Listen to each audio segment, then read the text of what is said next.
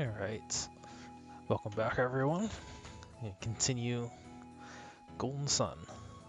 Kind of a nostalgia run for myself as I think I've noted in the description. Certainly in the archive version I will.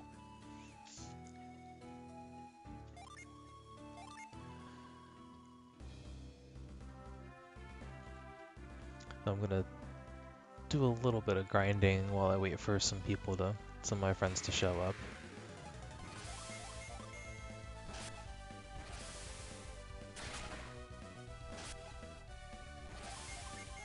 Alright, the rats are resistant to wind. The small rats at least.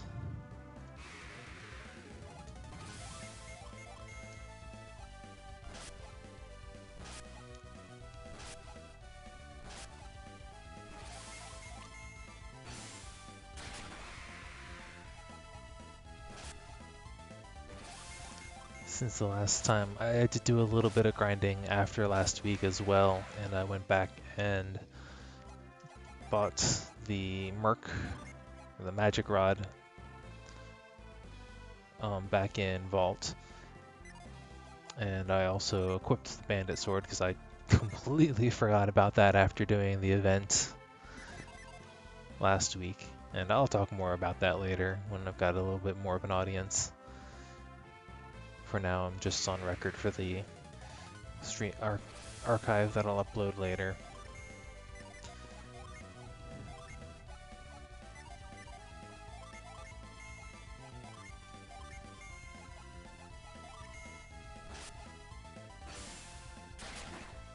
I should have focused fired here.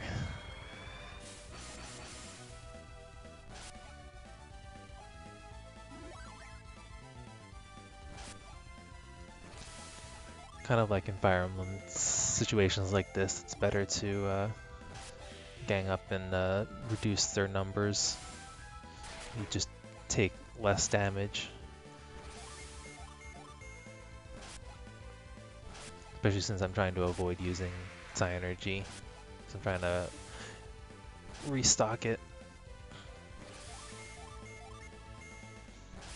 Replenish it, not restock.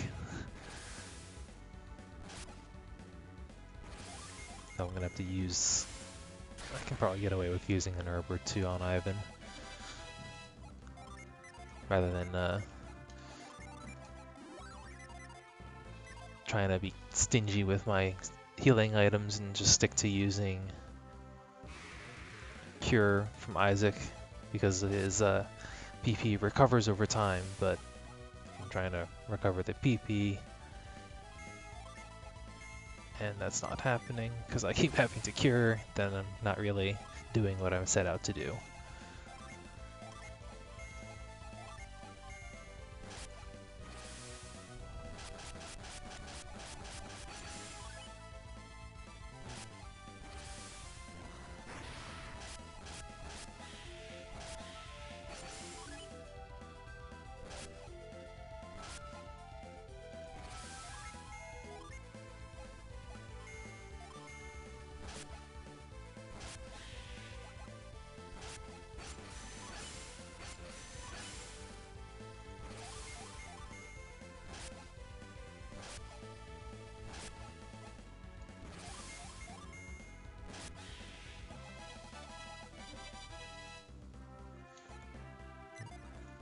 What does that put me at? 767.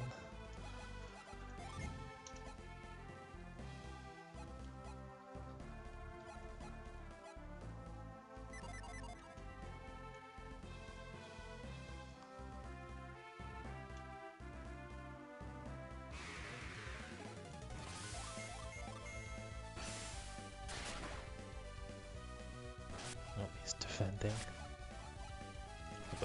They were both defending.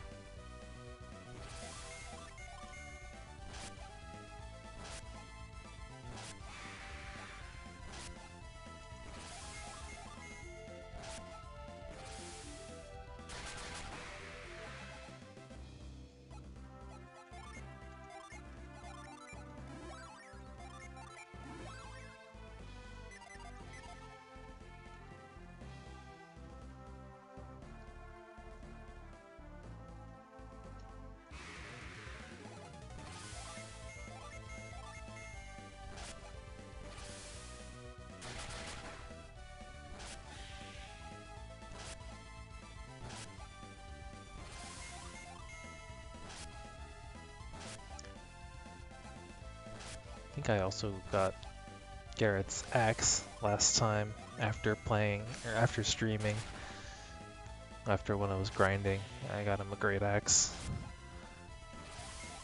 Just took staring at it for a few minutes here to remember that I think that was another thing that happened afterwards.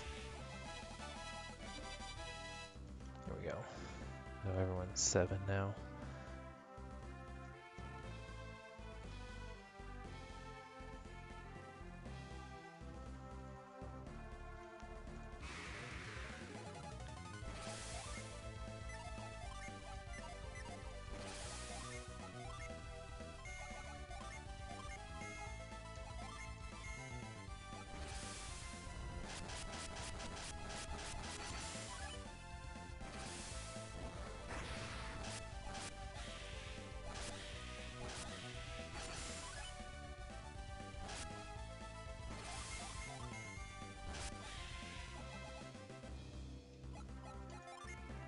Doing pretty good on money here too. That's another benefit.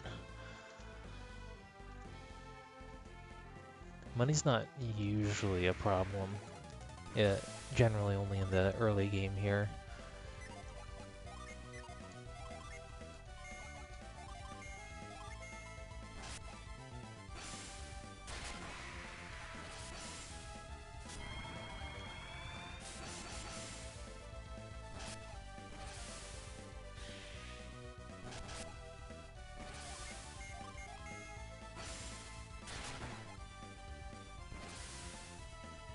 Double weapon unleashes.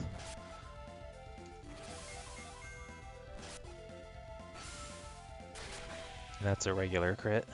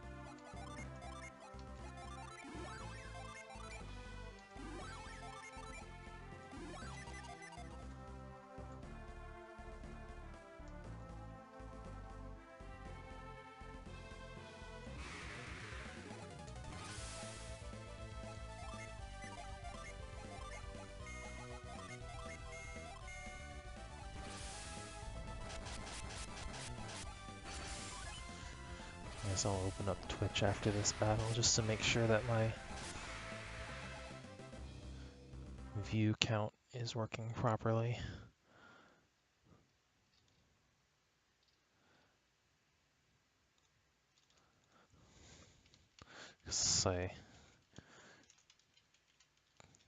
Especially after last week, don't 100% trust it yet.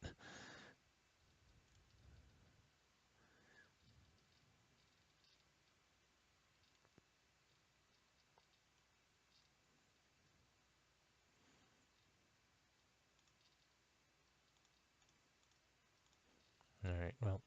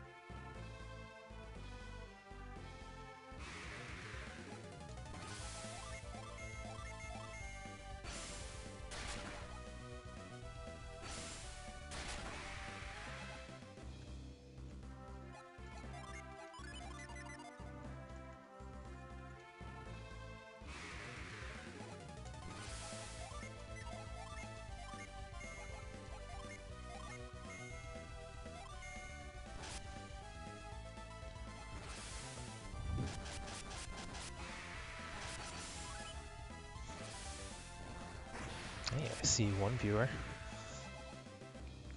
Good evening. Thanks for joining.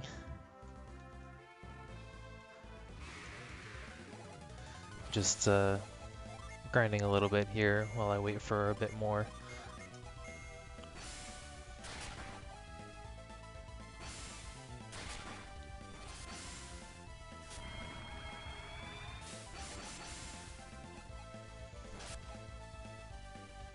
So I think...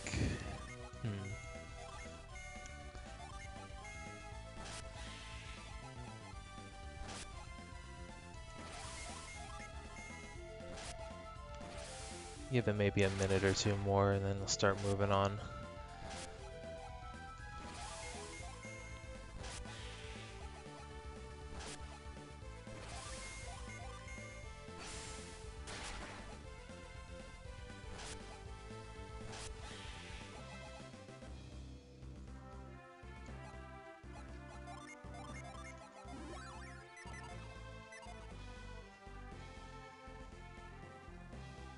Or not.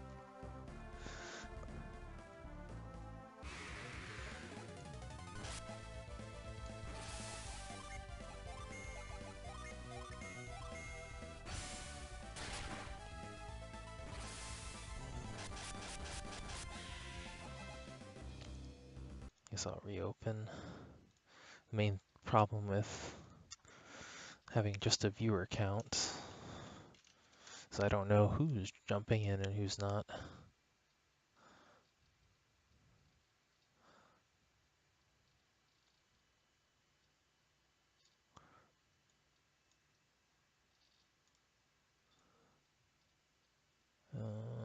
Alright. Guess this will do.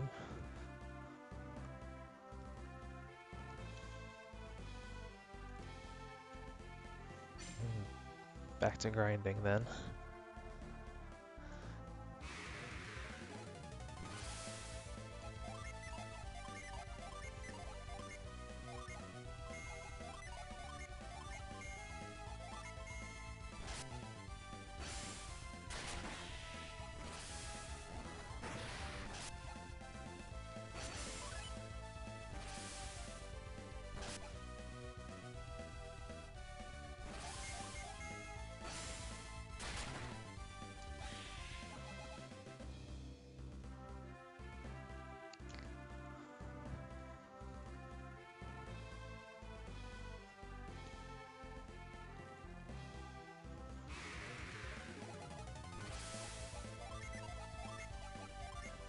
This is kind of the difficulty of casting for a specific audience, especially if you're not sure exactly when they're going to show up.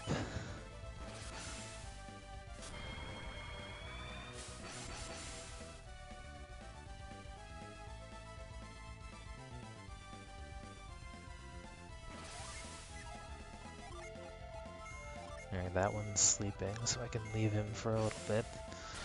Though there's no real way of telling exactly how long they'll stay asleep.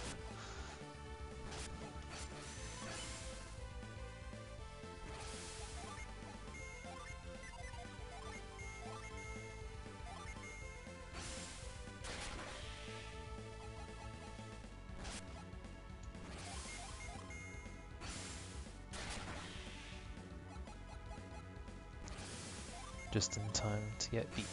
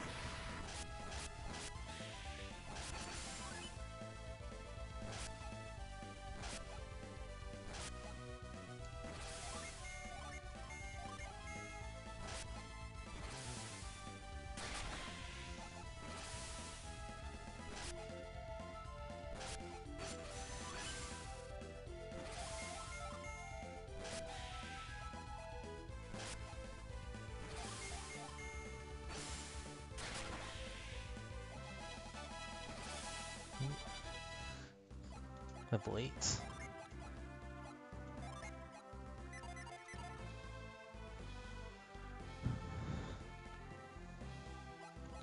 It's what? About 650, 500 per level. And I'm getting 20 to 50 per battle. So yeah, I guess that's not too bad.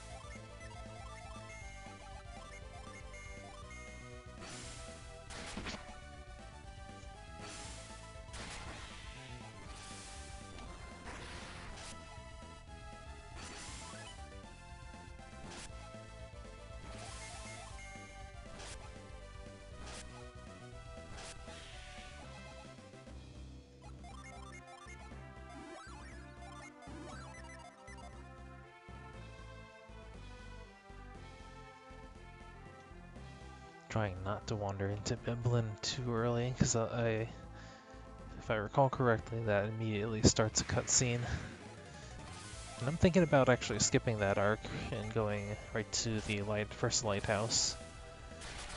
It just reduces the amount of backtracking, and you get a few lines of extra dialogue.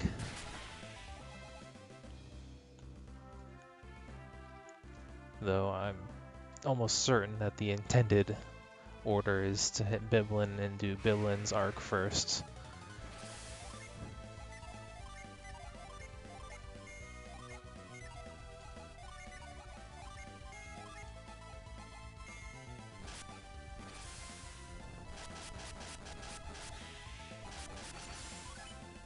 I'm probably gonna go over that again when I actually get an audience.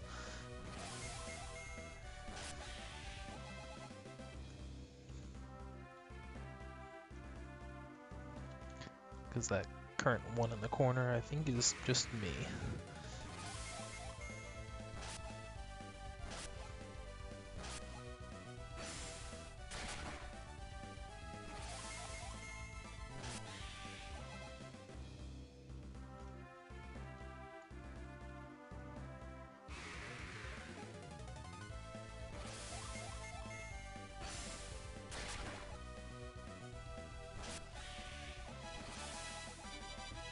There's Garrett's level.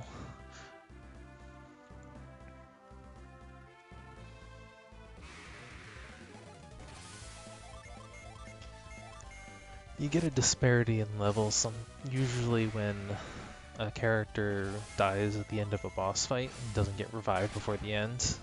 They don't get the experience. Otherwise, everyone should get the same amount of experience from every battle. Which is why it's a little weird that Garrett's a bit behind. Not by much, but some.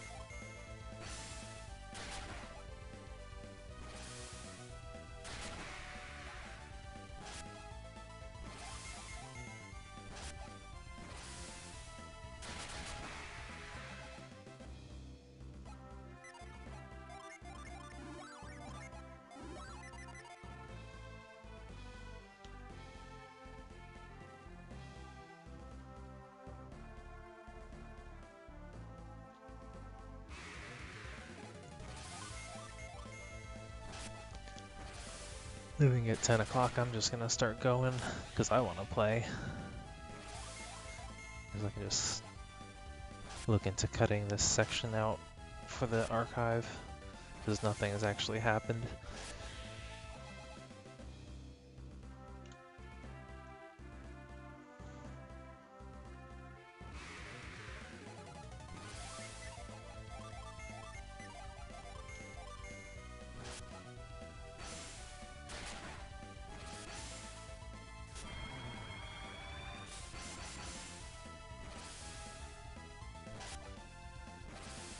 Actually, I may want to hit Biblin first, just because I think Gust's the first wind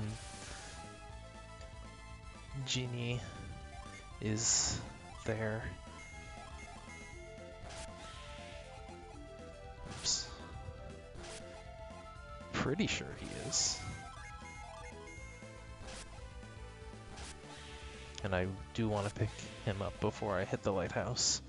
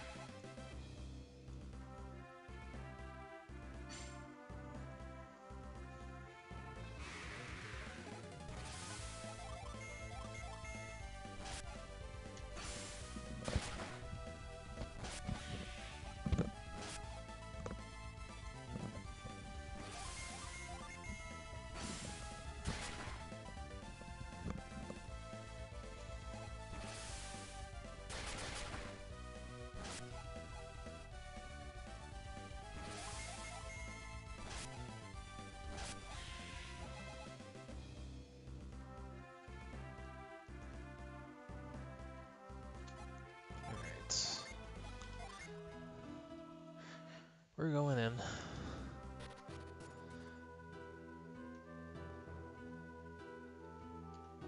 Okay, not immediately accosted with a cutscene. That's good.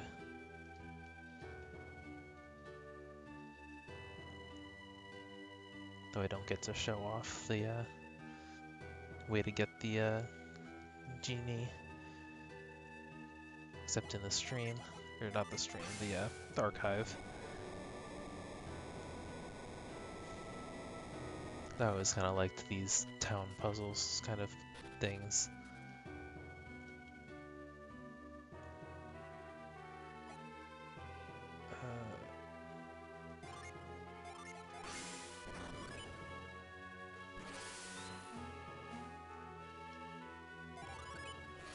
So there's Gust, the first wind genie. I could have sworn you had to go two ways around this one. Like the first path you'd have to adjust this statue, and then you'd have to go back to the middle.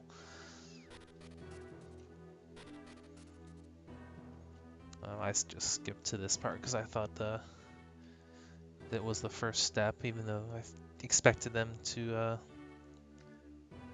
make us do that first after finding this, which is where you're expected to encounter first. You get to here, and then you realize that you can move it, but you still can't get around it. So then you see over to the left that there's another path, and gets your cogs turning, and then you kind of examine the outside area and see that there's a whirlwindable section over here. And you can trace it around to being able to walk on the fence posts.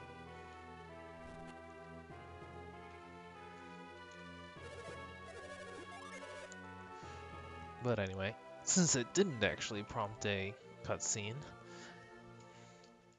I'm just gonna leave it at that.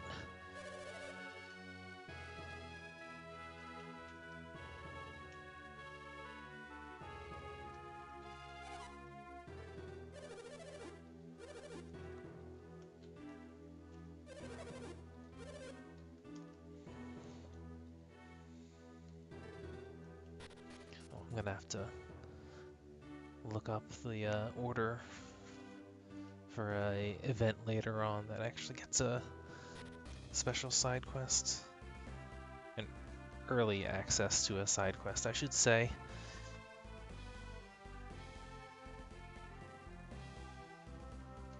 I suppose I should also, since I'm able to get into town, check up on the armory and see if there's any other gear that I can improve.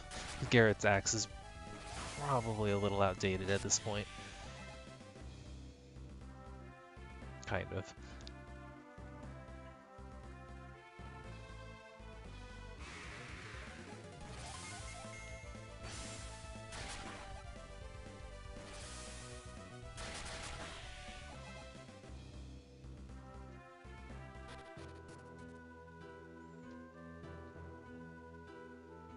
Let's see where, that's item vendor. There's the armory.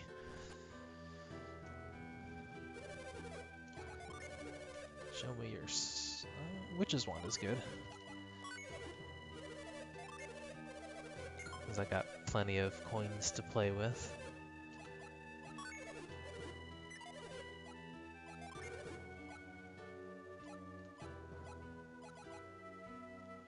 Though this broadsword does take a big chunk out of my funds.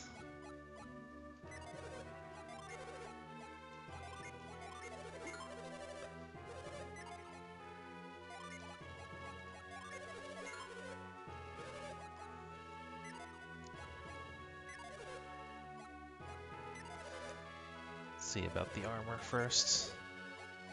Other armor. It's a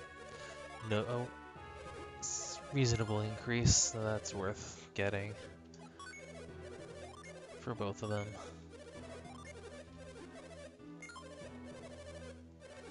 Good. All the game tickets. Travel robe. It's only 3, so I think I can pass on that one.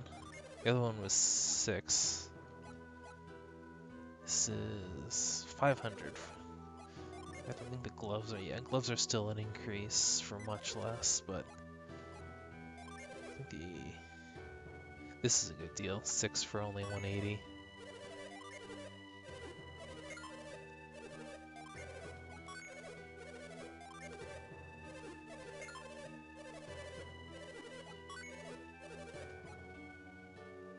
Oh, the wood cap's good. That's even better. Only by 1. By 3.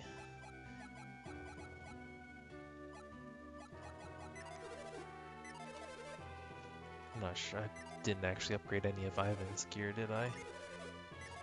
Don't think there's any, don't think there's any special armors there until Zion.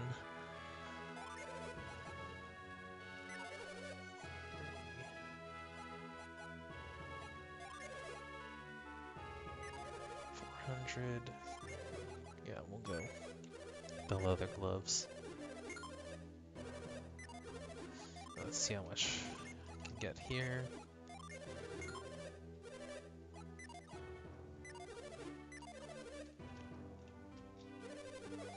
Is that enough for the heavy mace at least? It's only an increase at 2.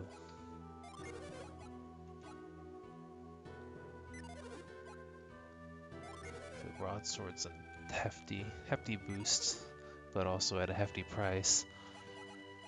So I guess I'm probably gonna stick with the battle axe after all on Garrett. But at least I got a bunch of armor upgrades.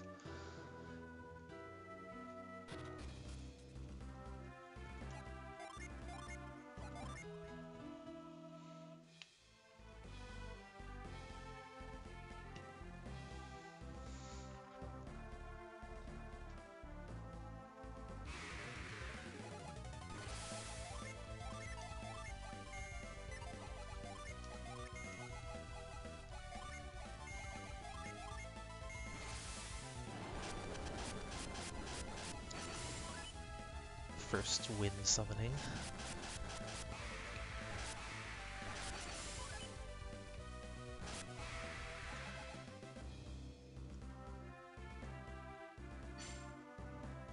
The next genie we'll get will be fire. That'll be so fire will be the first element to have 2, and that's when the fun summons start.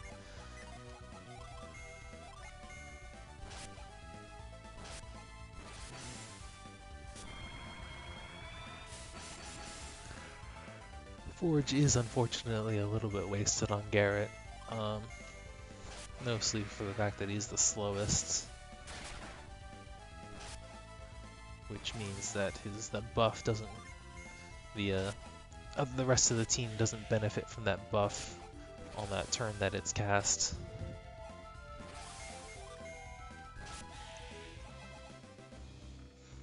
Something that I appreciate a little more from Bravely Default, actually.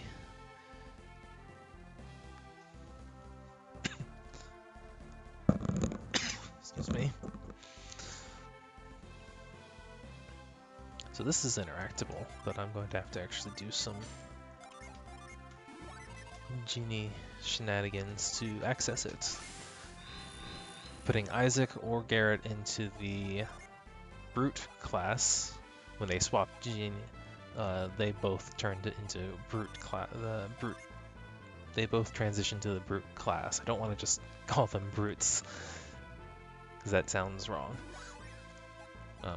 Giving Ivan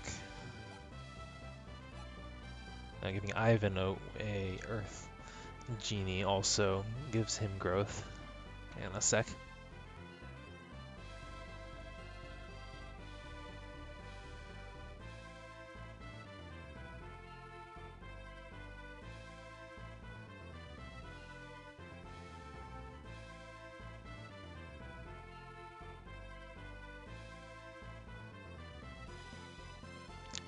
Sorry, I had to sneeze there.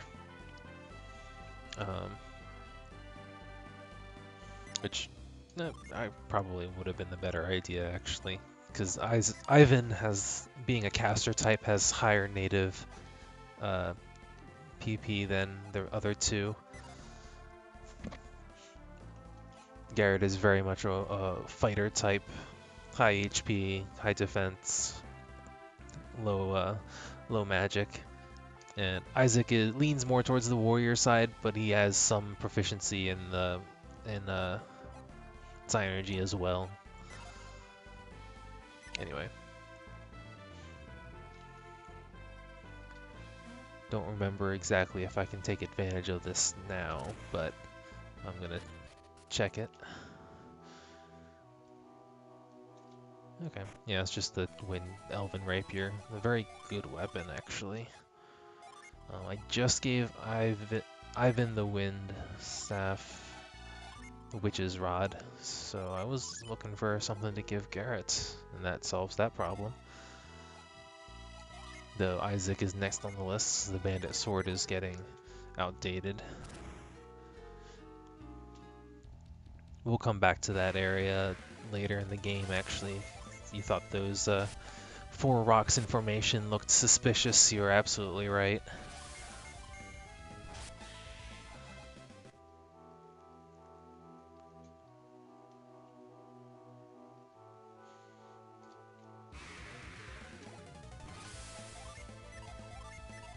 We learned Spire earlier. It's not the best spell that we get. It's our first one target, but it doesn't have any bonuses or stuff on it, so it's kind of underwhelming. And it doesn't get its upgraded form until almost end game for this game.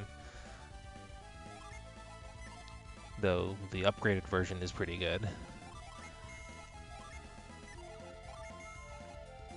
Use Gust. Haven't actually unleashed Gust yet.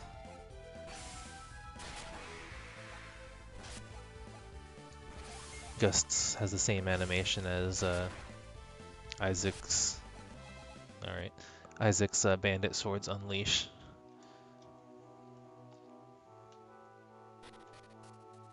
Just cool, I like that animation.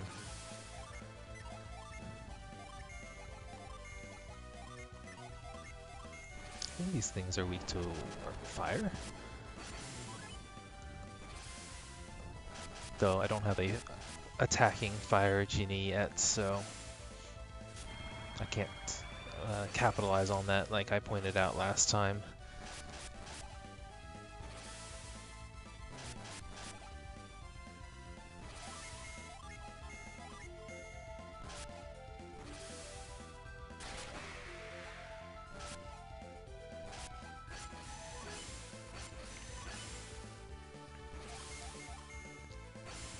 As you might have noticed, the Rapid Slash from the Bandit Sword Unleash and the and Gusts Unleash potentially have two different outcomes. There's like a single hit and then there's multi-hit. Actually, I think Gust might always multi-hit. Nope. Alright, so yeah, it's a chance on both of them, and the multi-hit does more damage, and it's just RNG which one you get. But I think the better weapons that function similarly will have a higher chance of a better outcome. And there's Vorpal Slash from the Elven Rapier, is another cool one. In retrospect, it reminds me a little bit of Assassin's Silencer skill in Fire Emblem. The screen kind of cuts to black, and they have this slashing artifact on the screen.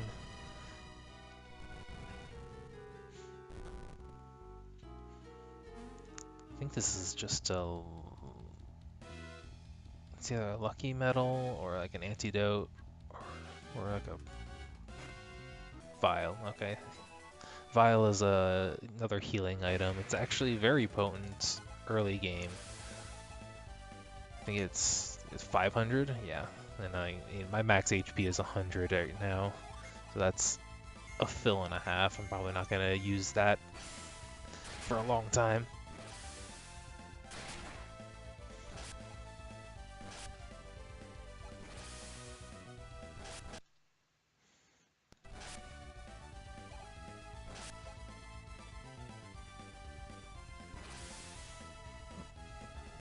Yeah, there we go.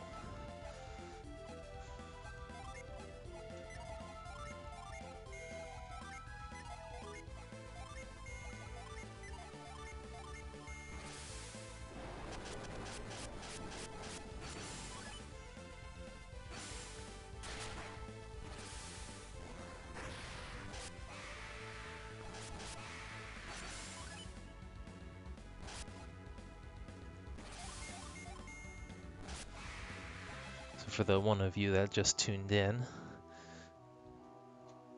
Oh. I'm not sure if those chains are actually attached to each other or if they're just kind of hanging there. But let's see, I got a map here.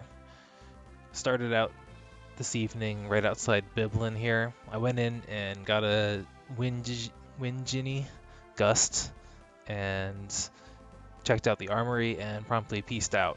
And then went basically around here to a... not Lumpa. Okay, they don't mark the cave I was just in on the map, but went through the cave and now popped out here.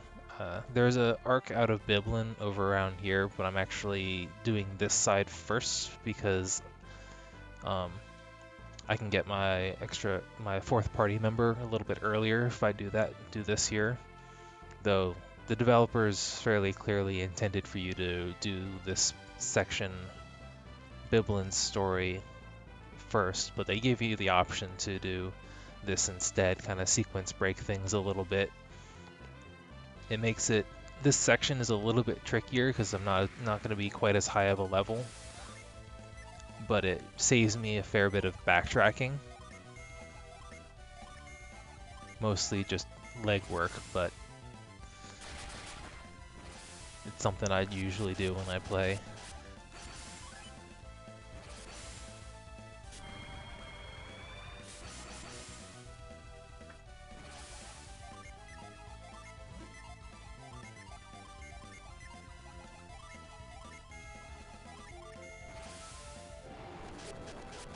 By having that fourth party member, it adds a little bit of extra dialogue to Biblin's story.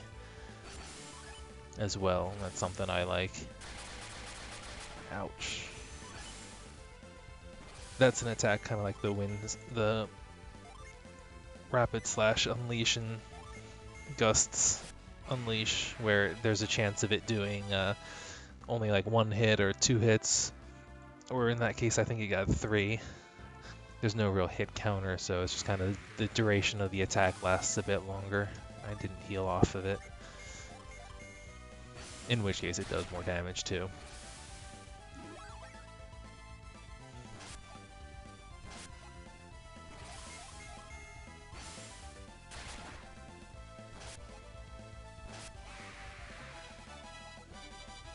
Level 9 is good.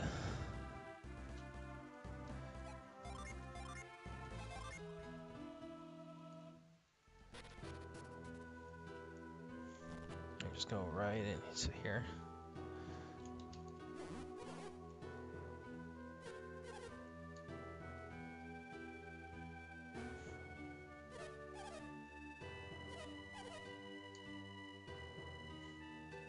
Yeah, I can steal from you later. This is a medical emergency.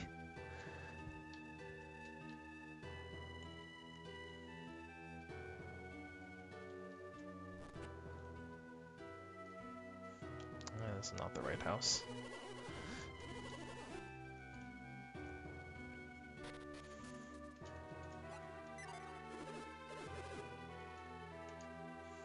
Right, it's the sanctum that I want. Indeed I have. Huh, imagine that.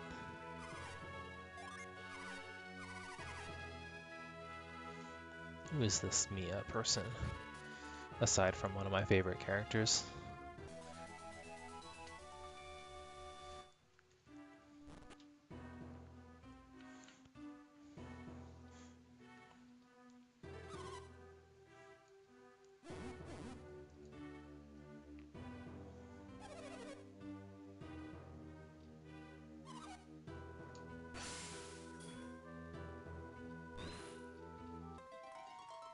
This pixie dust makes everything better.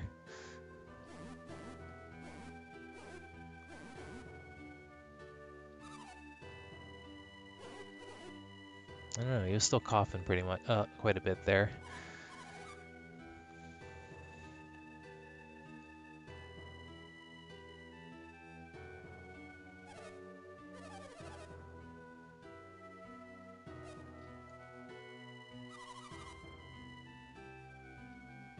Too bad there's only one bed.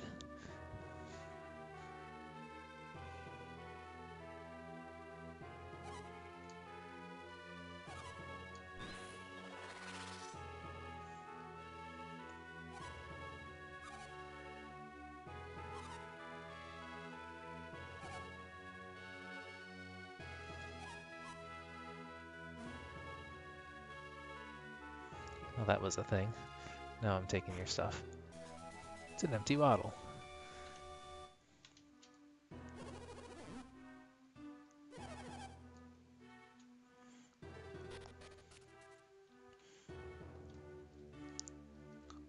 If Zelda has taught me anything, I know that empty bottle is going to be useful. But first, let's pick up that fire genie. Do sliding puzzles.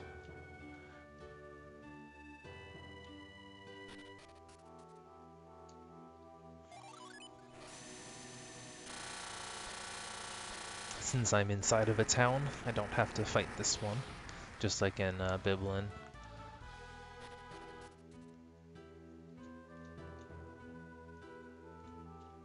I'm gonna pick up this treasure chest as well while I'm here. Another vial.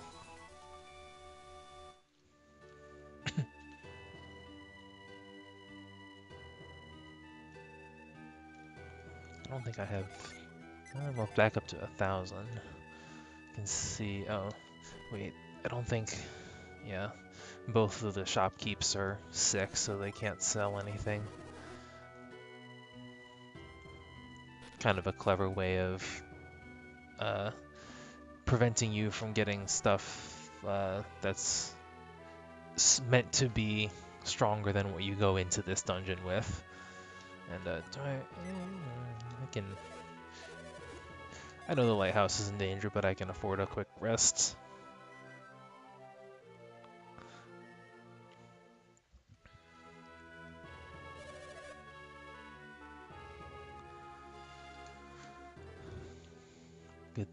Good thing the inn staff is still healthy.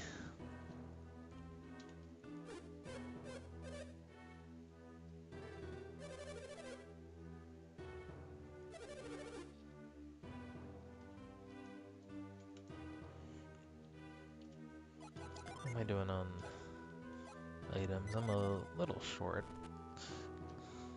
Not generally too big of a deal.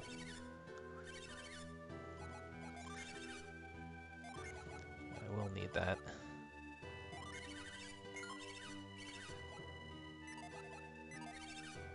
Wait, I can sell Garrett's axe too. But yeah, they keep the item shop open just in case you need it, because the item shop kind of has the same stuff for most of the game, and they're useful commodities.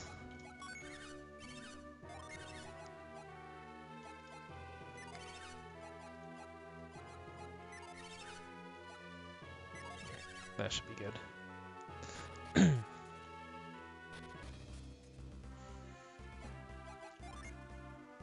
So, one thing I did neglect to mention last week, and I've kind of brought it up so far, but I'll point it out a little bit more here.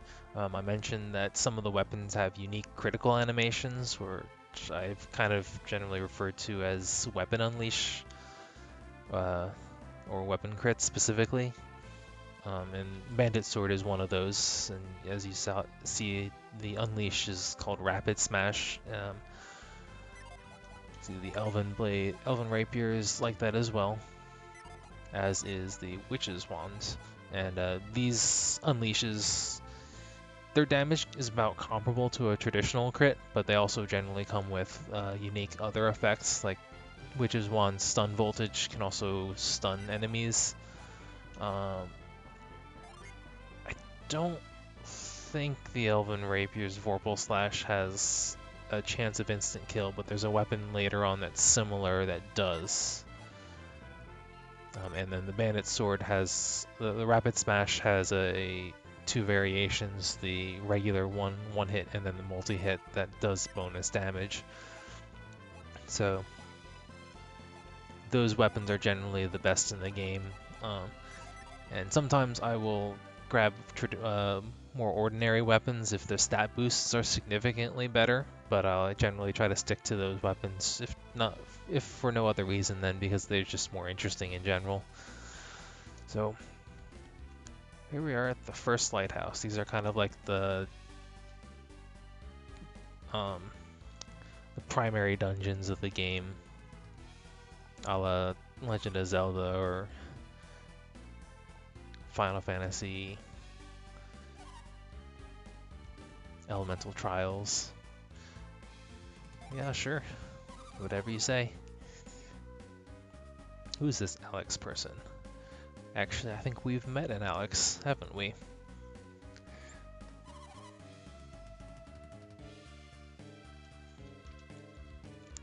Oh look, this looks like a job for me.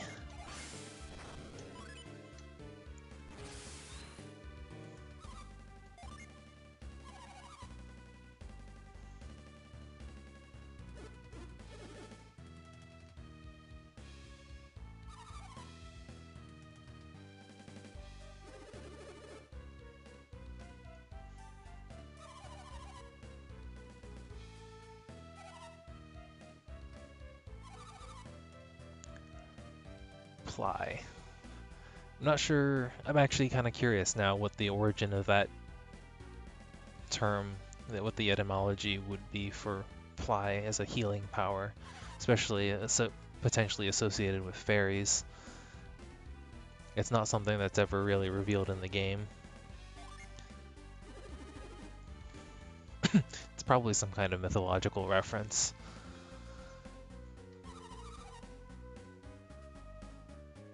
Pylons.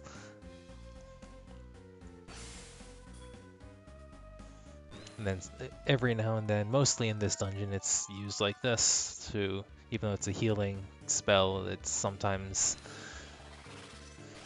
used as a kind of a key of sorts.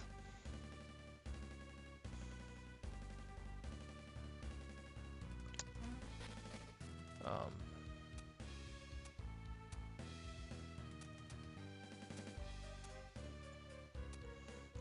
now that monster is just being rude.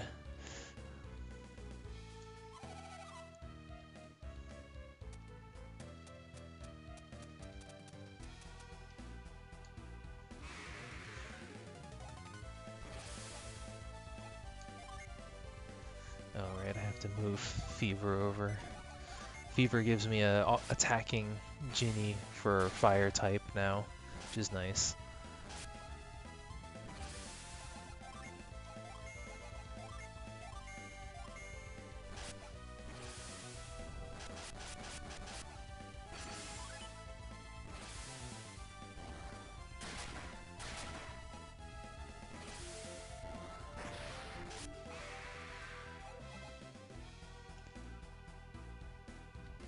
Yep, you're welcome.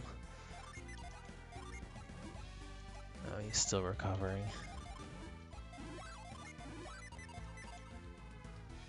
But anyway, I also wanted to mention Forge, the fire genie I got in the Goma Cave last time. Unlike Flint, Forge doesn't unleashing Forge doesn't have isn't an actual attack. Kind of pointing out that Genie Unleashes can have a number of different effects other than just doing attack damage. In this case, Forge boosts the whole party's attack, which kind of makes him a bit of an ill fit with Garrett, who's my slowest party member, so that buff usually comes at the end of the turn, and the rest of the party can't really take advantage of it on that turn. But switching him kind of messes with Psy-Energy. There's interesting things you can do by mixing up Gene. You get some of the more unique classes that way, but you also have to have a lot more Gene to work with in order to make those combinations. In early game, you actually tend to lose options by doing this. So the Page class for Garrett and for Isaac, Volcano is powerful, but it's doesn't get its upgrade until much later. And other than that, Garrett then loses all of his offensive spells, and he gains Delude, which is not that great. It causes the delusion, the blind effect, and then Ward, which is like a magic resistance for a single target, and that's not especially useful early on either. So I tend to keep each character mono element early on. Similarly, Ivan loses Ray and Whirlwind and only gains Slash in exchange, and keeps Plasma. Plasma's good, but Slash isn't really worth losing the other two. And finally, hitting the last thing I wanted to talk about that I forgot to talk about last week, the Shaman's Rod, the rod that Hammett lost to the bandits, the thieves in the vault, and that we fought them and retrieved, is actually a very important item. We can't sell it or discard it. Anyone in the party can hold on to it, but it's important, but not in this game. It actually is a very plot-relevant key in the sequel, in the next game, which is another reason I kind of think that the two games were intended to be one, and they just couldn't put them together because of time or budget constraints. And you're basically forced to carry the Shaman's Rod around this entire game. As you can see, it's already kind of antiquated, so unfortunately it's not useful as a weapon, but item inventory space isn't too big of a deal early on. Let's see here, I can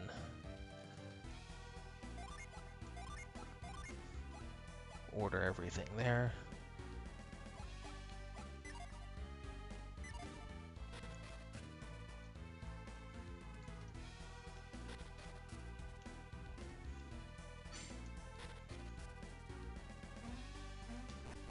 In the present state, there's very few paths I can take here.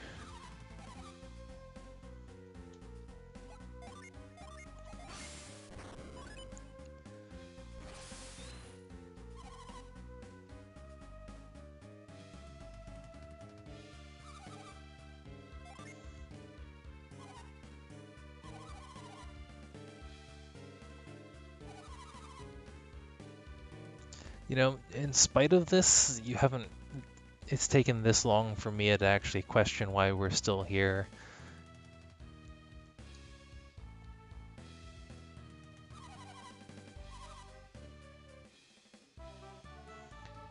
I guess this is just some protagonist hand waving, but whatever. So yeah, I've got Mia now. She comes with one genie of her own, which oh, I have to. I'm a brute. All right, might as well use that. Show off some of these spells. She is a healer, just applies healing, and she also has some ice spells, and yeah, comes with her own genie.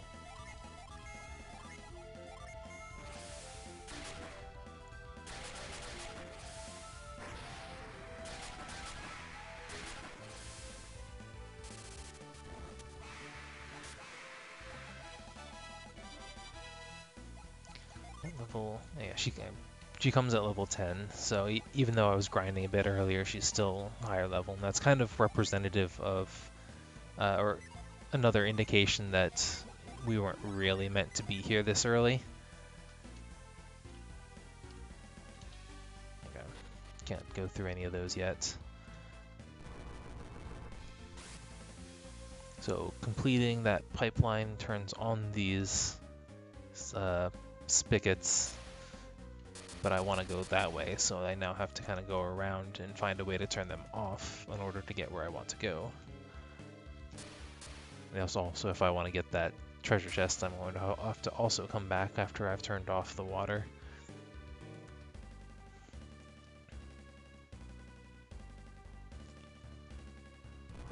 Like so.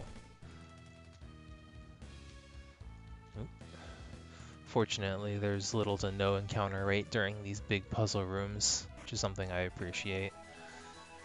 So you can just focus on the puzzle and not have to get distracted by random encounters.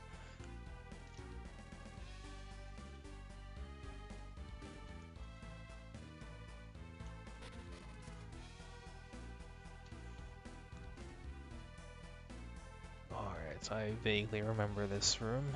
Do I have to go around first?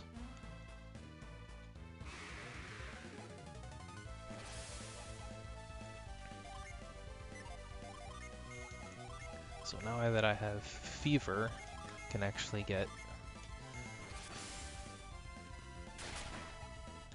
bonus experience on the kill. If I've lined this up right, yeah, there we go. So yeah, you can jump over those 1 space gaps, but the 2 space gap is too big. So I had to have gone around this way from the start.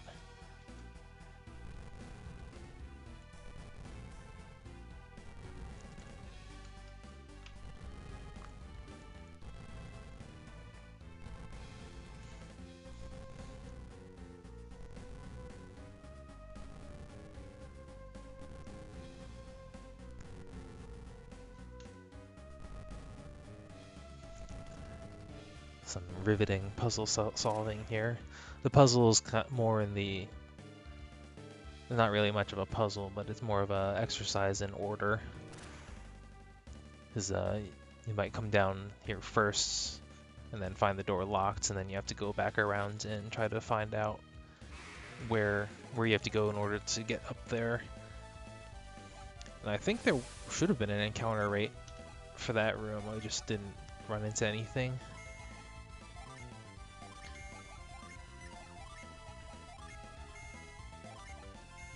Either way, it did restore my psi energy, since I did a lot of running around without having to actually use any.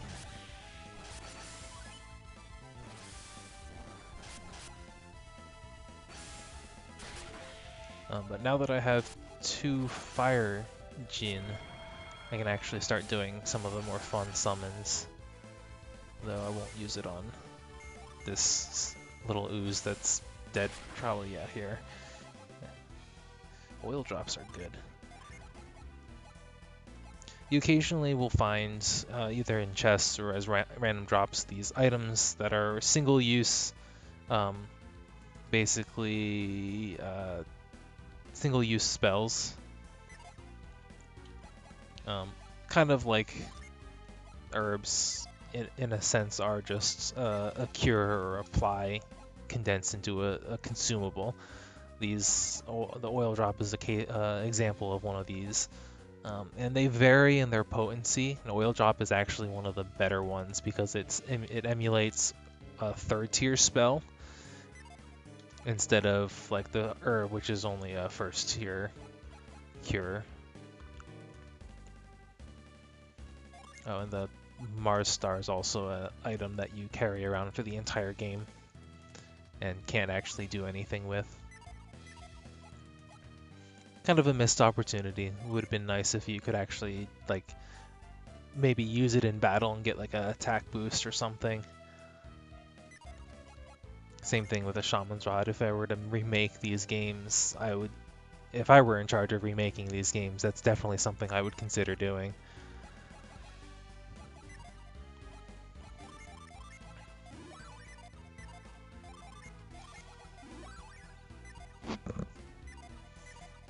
But down we go.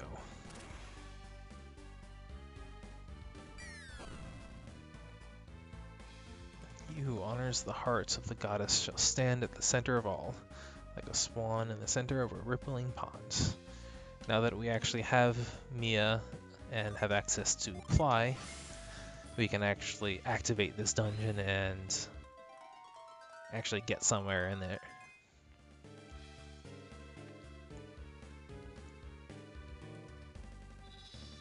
This is unfortunately a bit of a place where the narrative and the gameplay kind of jar a little bit, mostly for the fact that we are supposedly chasing someone up the lighthouse, but all of the puzzles are unsolved. All the doors and stuff are locked, and all the things that need to be done in order to get up to the top have not been done.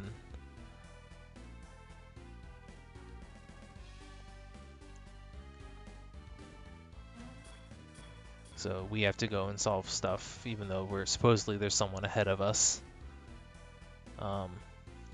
Though, as I'm saying it, they might get away with explaining it on the fact that there are 2 elevators on the outside. I mean, I can actually go out and take a look at them now that I'm thinking about them.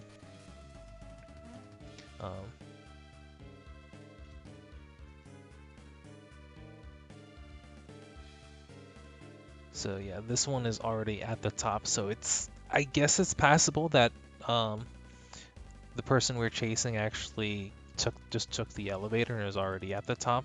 Though I'm more than a little curious why they're just kind of waiting up there, because it takes significantly less time to take the elevator than it does to do what we're doing. But anyway, as you saw earlier, these glowing blocks give us these 3 halos, each of which correspond to 1 walk on water option. Or hop on water, I should say. That is a mimic. This is what we're here for.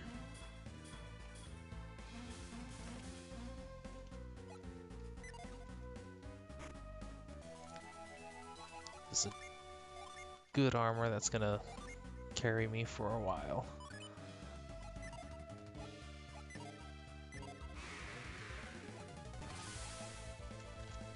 Another thing, not super useful, but it is possible for anyone in the party to summon from the currently standby Jin pool.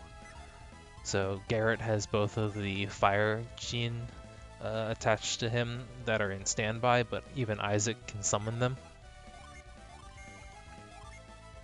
So we'll go show off Kiederen.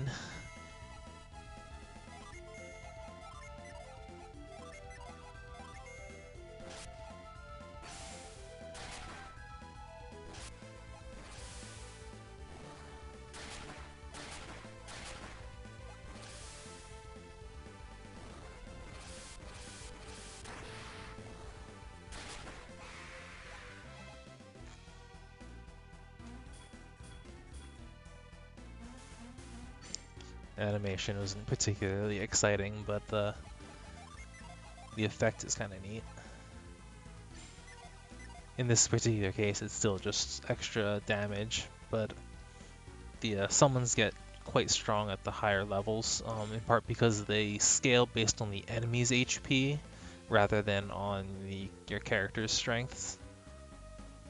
Let's see, yeah, okay. They're off recovery.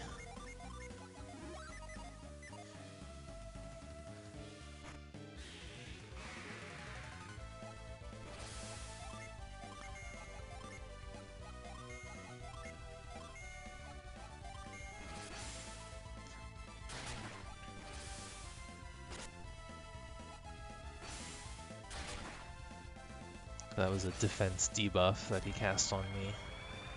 Unlike a lot of other JRPGs, debuffs are not a huge deal in this one. Buffs are very helpful, but they're not overly necessary. But debuffs, even more so, are kind of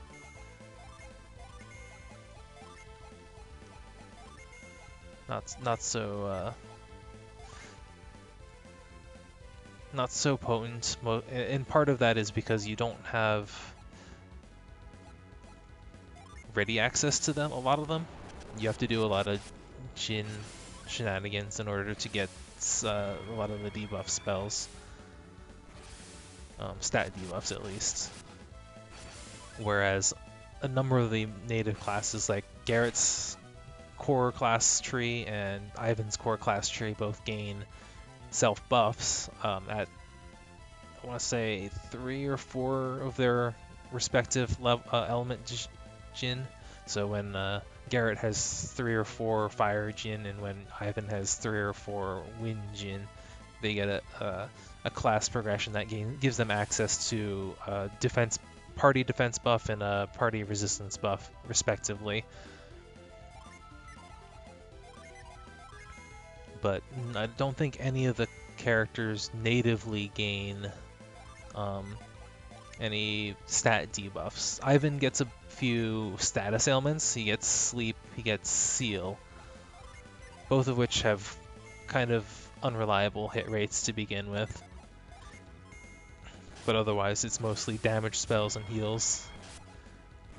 And the damage spells all have their kind of different flavors and different attack ranges and different base powers, and that's kind of what differentiates them.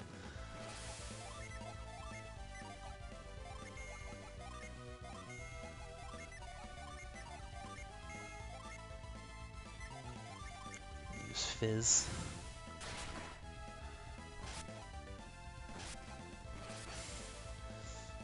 Fizz is a free heal, and a very potent one too.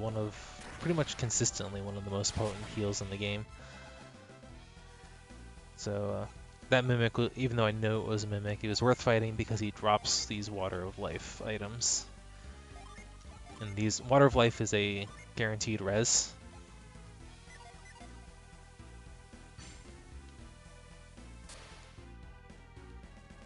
And they are rather precious.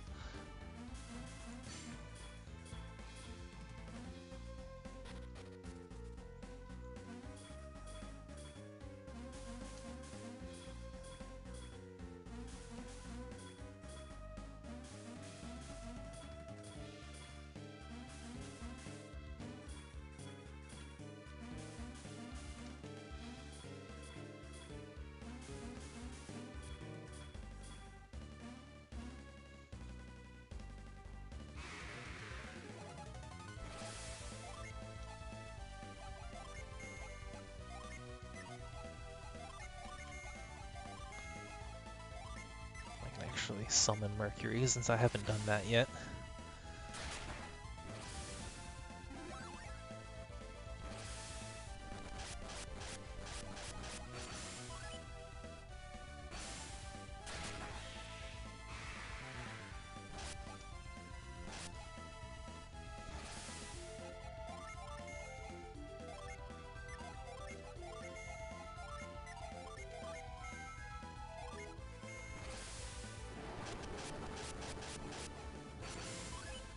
And yes, I am being somewhat stingy with my psi energy at the moment because I know there's still a decent chunk of the dungeon to go.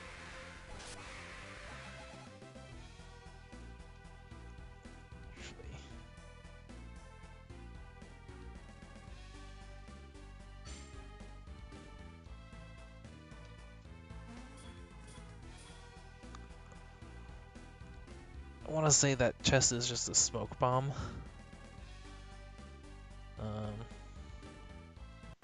Actually, save some time. I'm gonna check it out anyway. Let's see, yeah, sleep bomb. So I'm actually gonna roll that back because get there, get that chest, and then to get back, you basically have to redo that entire jump puzzle, and it's not worth the time. That's where we just were.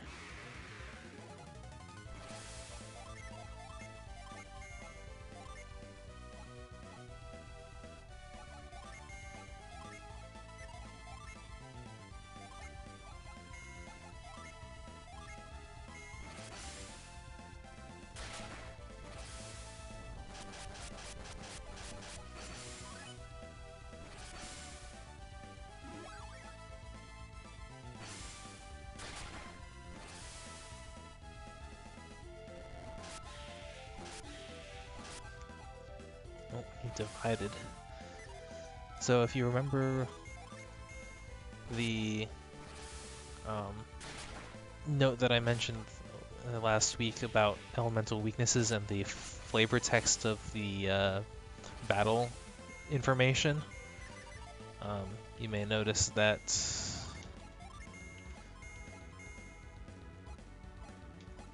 these enemies are indeed weak to fire,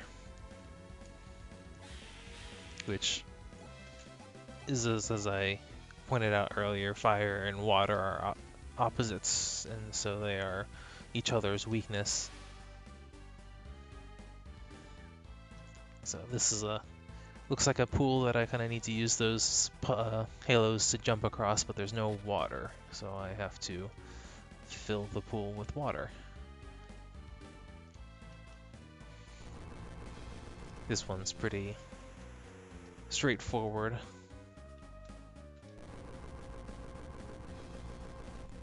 think there's a more complicated one later, though none of them are ever really super brain busting. Hey, as usual, my viewer count hasn't updated yet. Thanks for joining in, though.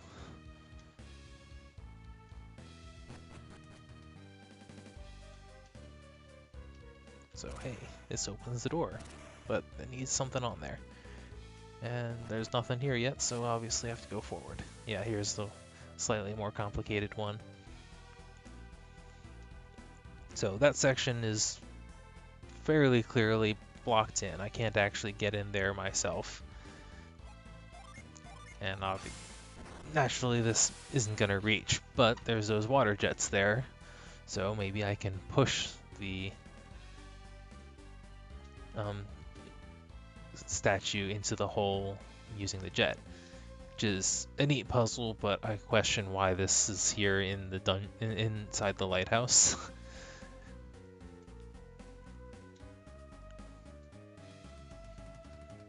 Like, when constructing the lighthouse, who would think to make this?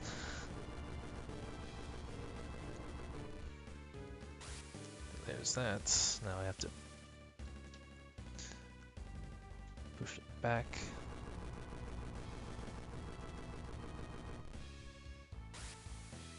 Now it's down there. And then the last one.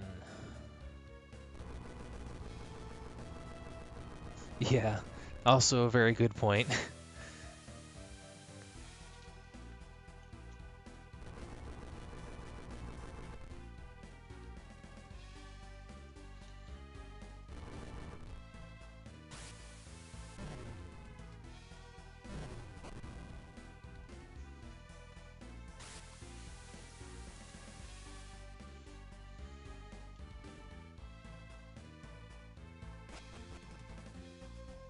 Now I can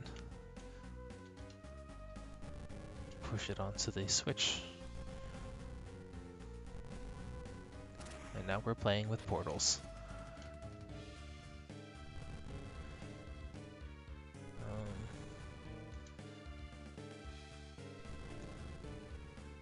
Pretty sure there was, yeah, an extra door here.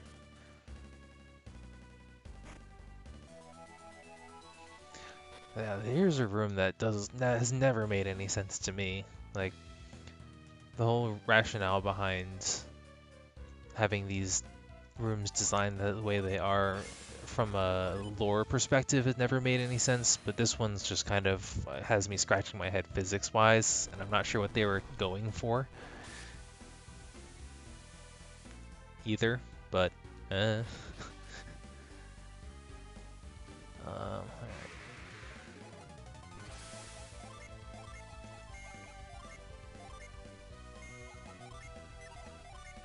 These are birds, and therefore they are weak to wind.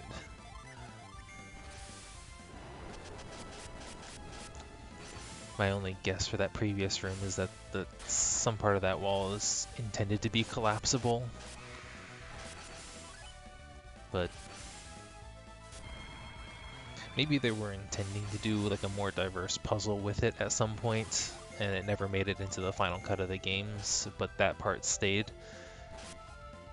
So like, it wasn't really much of a puzzle to begin with, but it seemed almost more like a tutorial kind of puzzle, showing you, hey, you can do this. You should be aware that this happens in case it comes up later, but it never does. Isaac's getting a little overburdened here. Mia can carry the bottle that I stole from the elderly couple. Ivan can keep the side crystal. And I guess I can pass Garrett the vials. This is a good place. Oops, good place to save. I save out of habit in front of a genie that I have to fight, even though this particular case, if he runs on me, it's easy to walk out of the room and walk back in. But that's not always the case. Like the Forge back in Goma Cave, he was a bit, if he had run, it would have been a bit of a, well, actually that one wasn't too bad either, but there are other genie that you have to fight in order to get them to join you, and if they have a finite chance of running as one of their battle options, and sometimes it'll succeed, and basically just makes you have to leave the room and come back in order to re-challenge them. Except in some cases, the room is a real pain in the butt to leave and come back, so saving in front of them saves a bit of trouble, since pretty much nothing else is accomplished by leaving and coming back otherwise.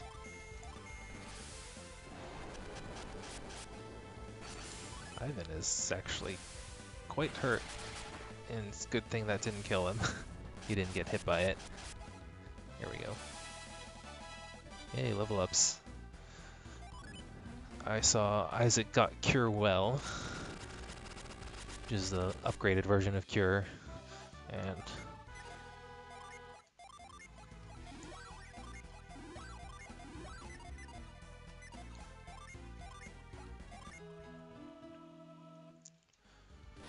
Ply is a little more powerful than Cure. Ply is 100 base power. Cure is 70, but Cure Well is 150, so you kind of have this staggering effect between their two native heals.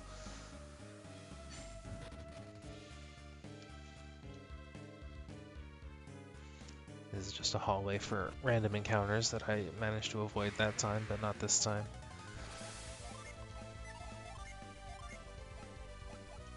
And Sleet is a attacking water genie, so I've got attacks in all the flavors now.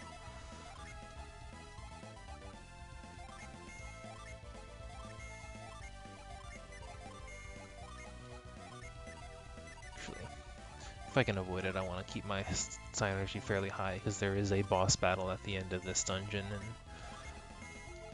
you don't get a full heal before it.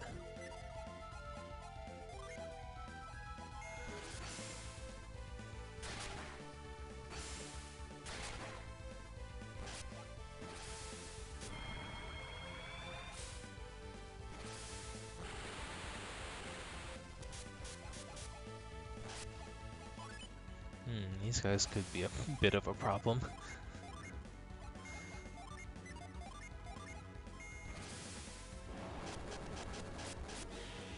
Okay, good, one down. Well, I did do a little bit of... Ow. Alright, Ivan might... Oh, nope. Ivan dodged a bullet yet again. I did do a little bit of grinding earlier, but this is also, as I mentioned, a little early for when I'm actually supposed to be in this area. Ugh.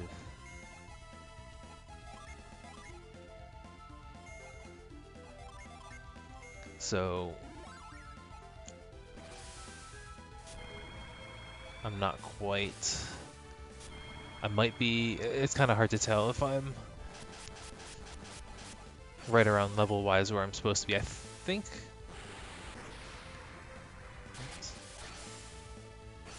I'm right around where I should be. I think I remember being able to take on this boss at level 9 to 12, and I think I'm at least 9 already. Yes, this OST was Sakuraba.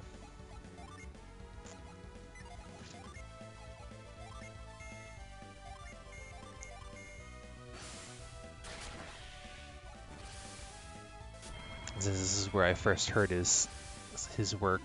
This is the soundtrack of his that I actually like.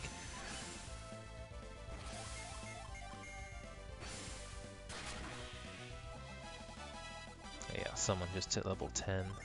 So yeah, we're all level 10 now. Right.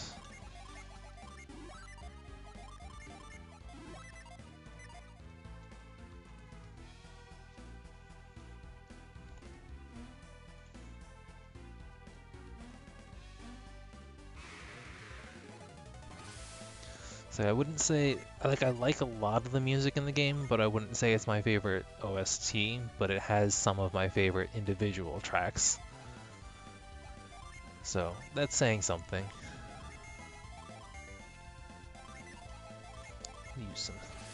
Actually, I use Sleet. That was a multi-hit unleash for Flint. Not Flint, Gust.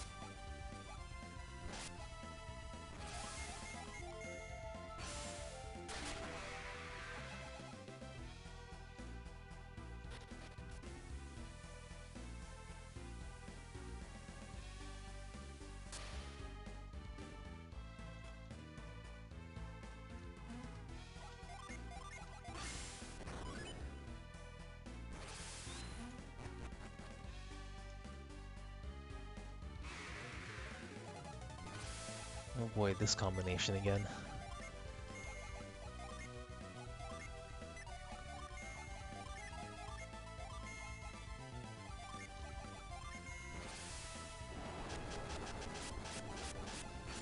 They're not weak to wind. I thought they were weak to winds.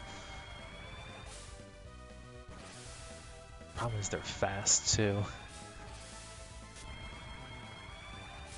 Oh boy. And I can't... Oh, do I still have that elixir? I mean, that's about the only thing I can do.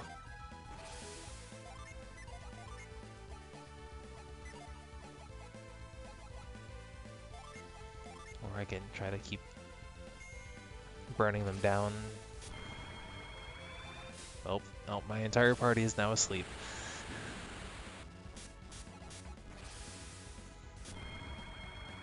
I think when they take damage, they have a finite chance of waking up.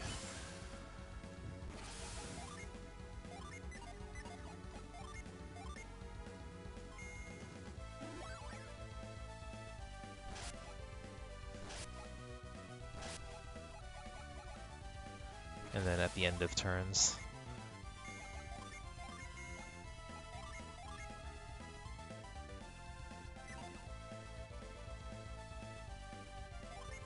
Gotta take a bit of a chance here.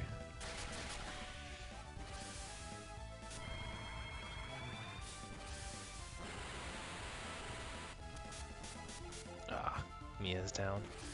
Crap. That's not good.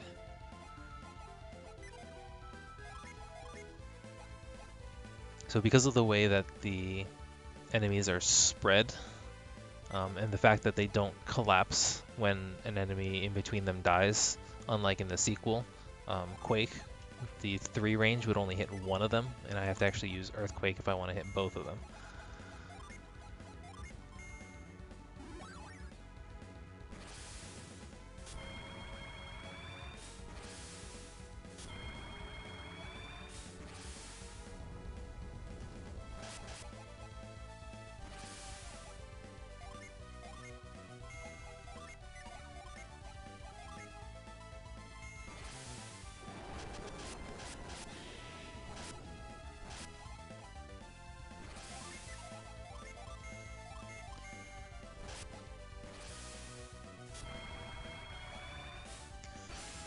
So characters that die in battle do not revive after battle, so now I have to figure out if it's worth using one of my Water of Life.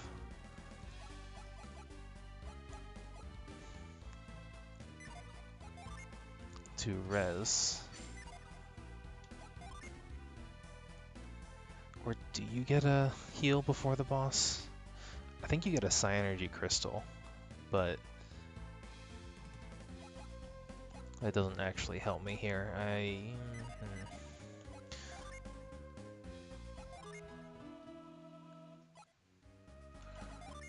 Alright, I'm gonna use one.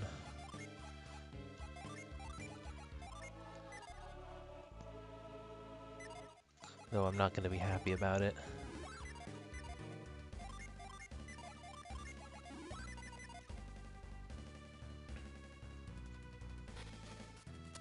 Oh, I'm right here too. This is the end.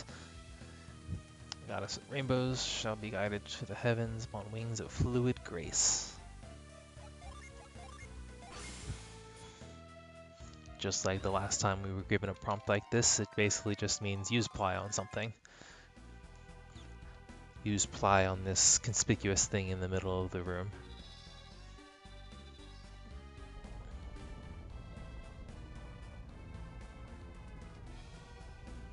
So now the waterfall has reversed.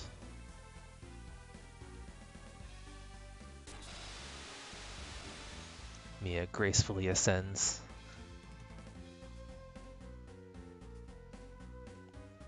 Isaac, not so gracefully.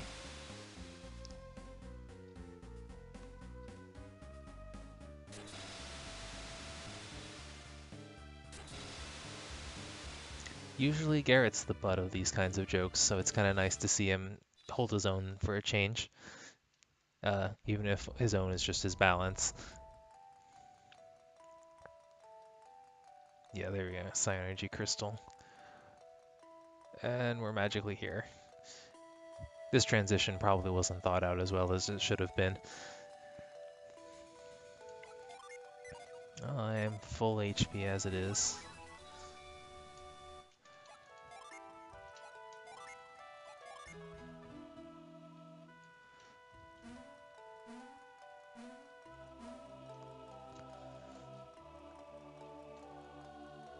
Does everyone have... Yeah, this is about as good as it gets. Oh, I have crystal powder. This is another good one. This one simulates a second tier spell, but it's of an appropriate element for this coming boss battle, so it will still be useful. Isaac's probably the best person to hold on to my remaining water of life. He has the best balance of speed and HP. Ivan's the quickest, but he's also the most fragile.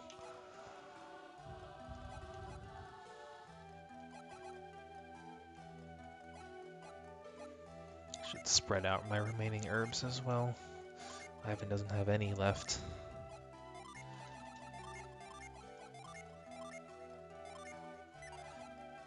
Mia only comes with one.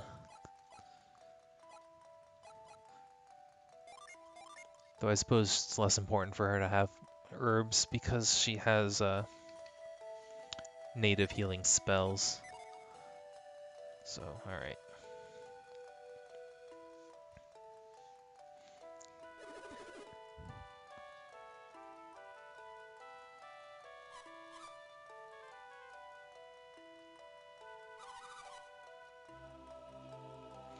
About that.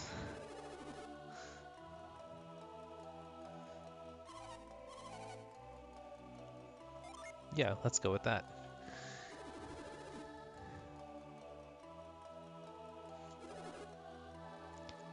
I mean, details. Isaac can heal.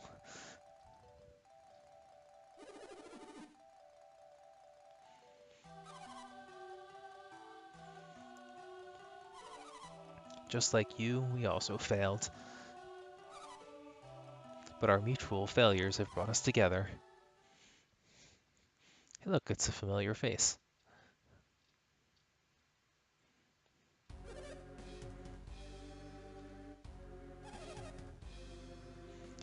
Lucky for you guys, isn't it?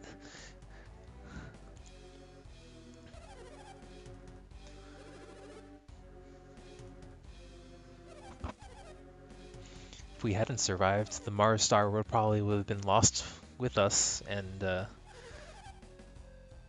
well, I know your plan would have been thwarted, but they probably didn't.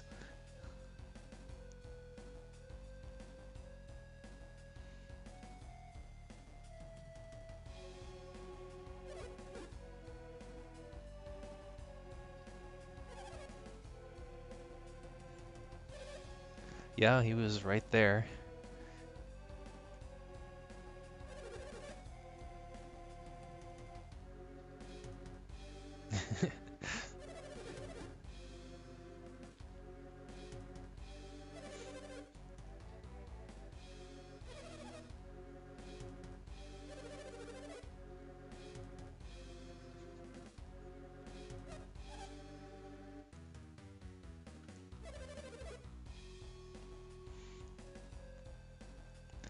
It was an interesting choice of faces as far as reactions to that line, and I think it may have actually. I kind of like it because I feel like it expressed a little more than words could have. There was a bunch of. There were probably a few layers of reaction that were kind of summed up with just that face, and it was.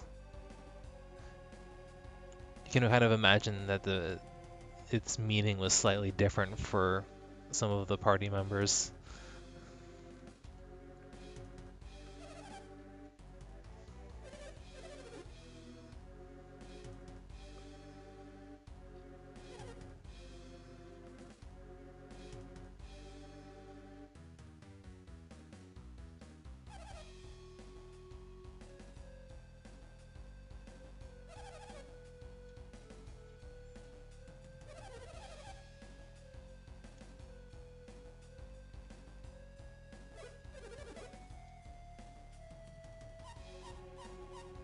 For now, huh?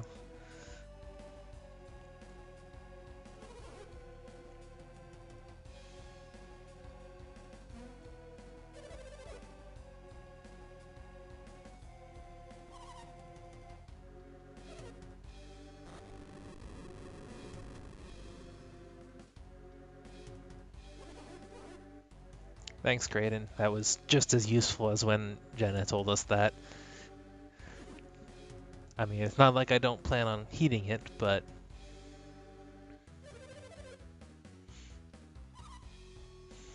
couldn't have told us their weakness or anything.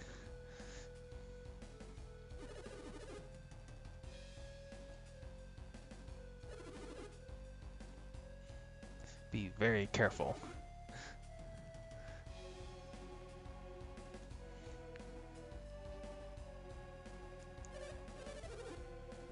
Yeah.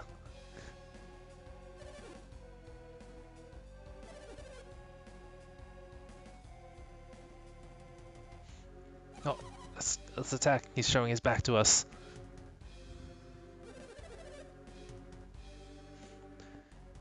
You've been standing underneath it this entire time and you're only just now noticing.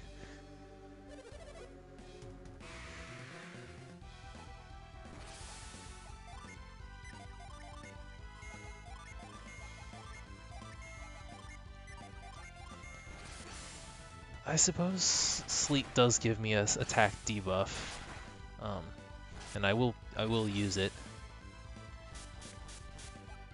Except it didn't work. Yeah, that hit rates, success rates on them are kind of iffy. I'll make sure not to get cut by his edge. Actually, I already have been. Too late.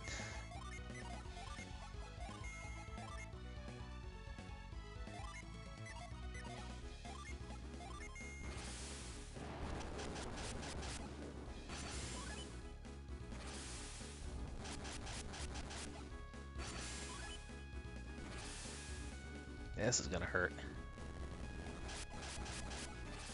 That almost one-shotted Ivan.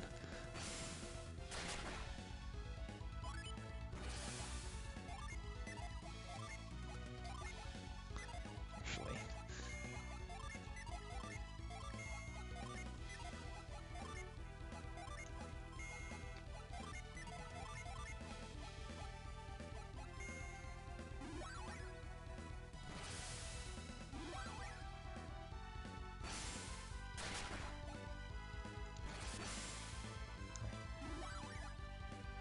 Alright, so turn order is Ivan, Isaac, Toros, Mia, Garrett.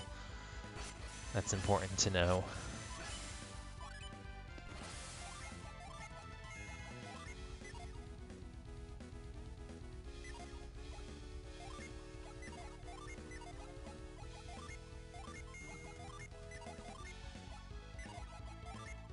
Guess I might as well go ahead and use that.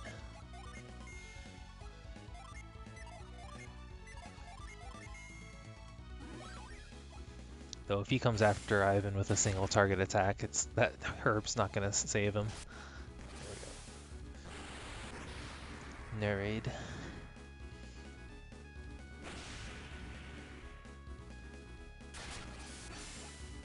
Big damage there.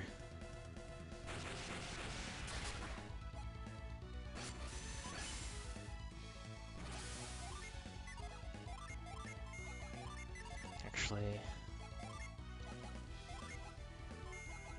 I'm gonna have Garrett do the summoning there.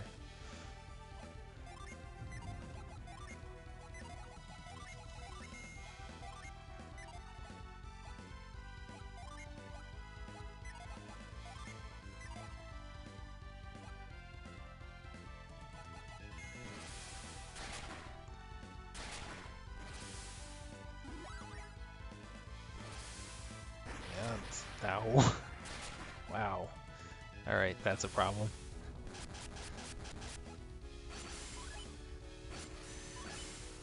I might be underleveled for this after all.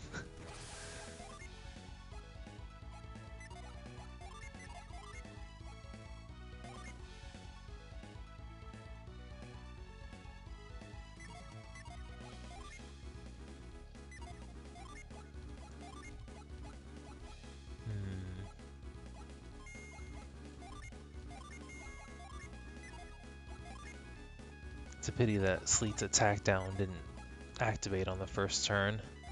That probably would have helped with some of this.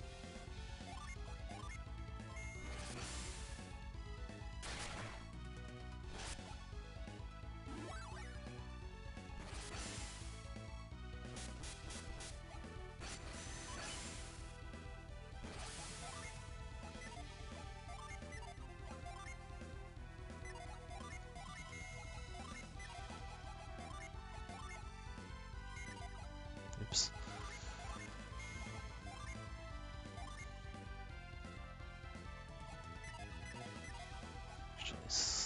Ivan save his last herb. Keep casting Plasma.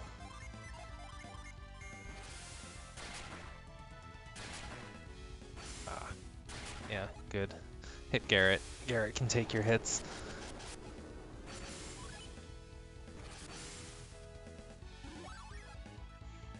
Oh, Garrett's actually faster than Mia when Garrett has his Jin on set.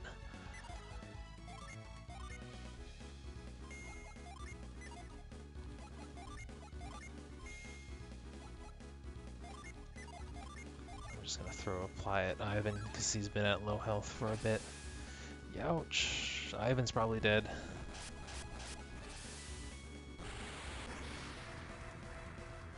Please die.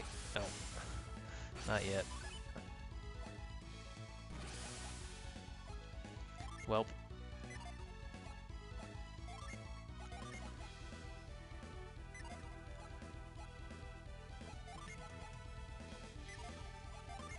Guess I kind of have to use this here. At the moment I can kind of stall. Let Mia's Jin go back to set.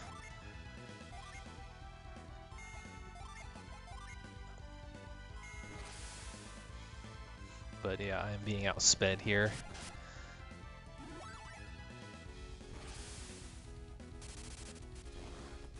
Oh, oof.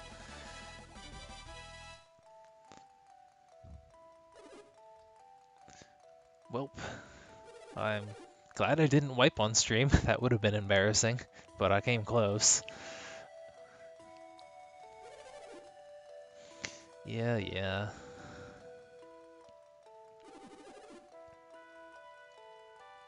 You were still kicking our asses, and even in your weakened state.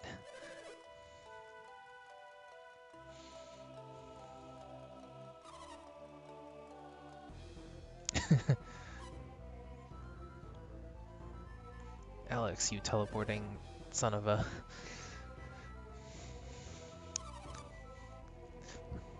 Mia, you know this douchebag?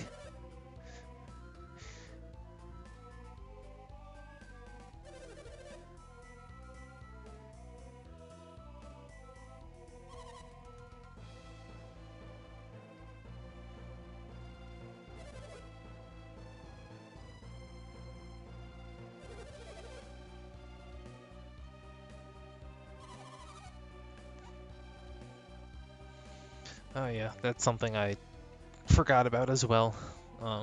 Mia had passive PP regen for all the battles that happened in the lighthouse.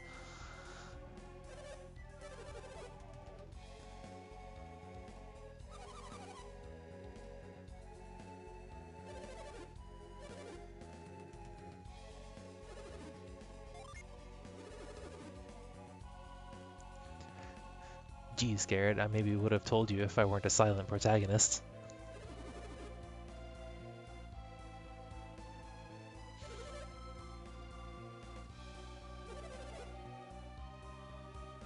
Most of this we probably could have inferred from our battle. But for the younger players, they kind of spelled it out for us.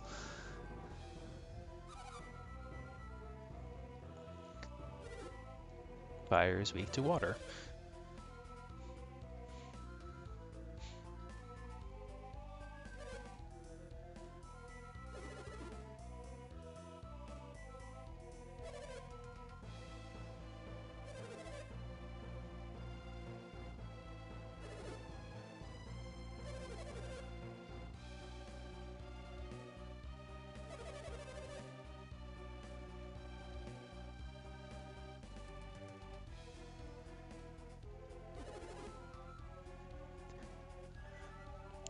Not hard enough, apparently.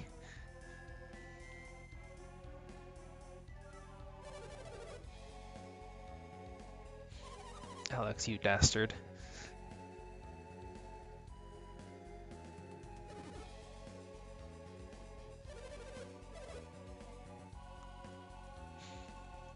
I'm not entirely sure why they gave you the option here.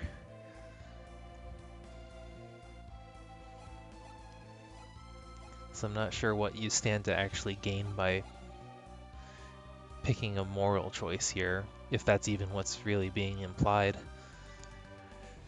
Sure, we will end him.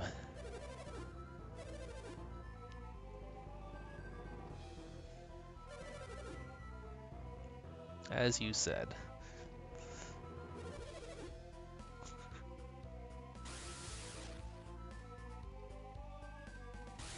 Hacks. I call hacks. Again.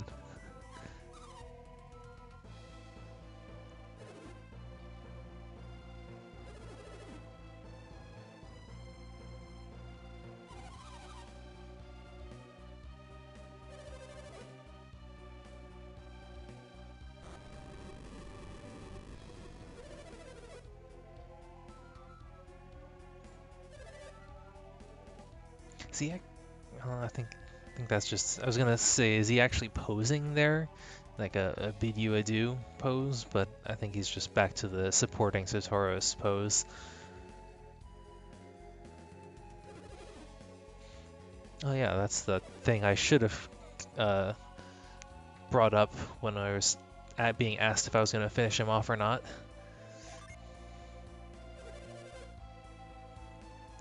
Curses foiled again. Who's the villain here?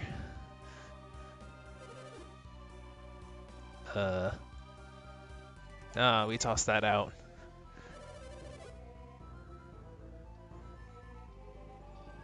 Huh.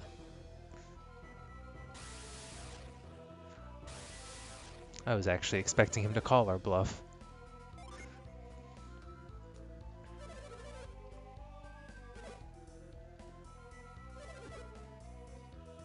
In retrospect, I'm not entirely sure why we brought the Mars Star with us.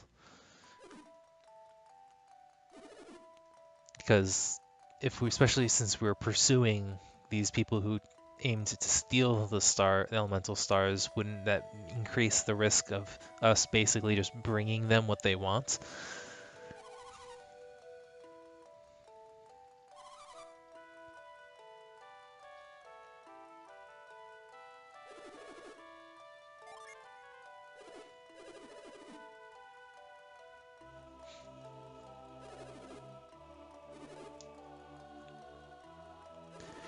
To which end the argument still stands. If we went back to Vale with the Mars Star, we would still force them to come back to us before they could light the last lighthouse.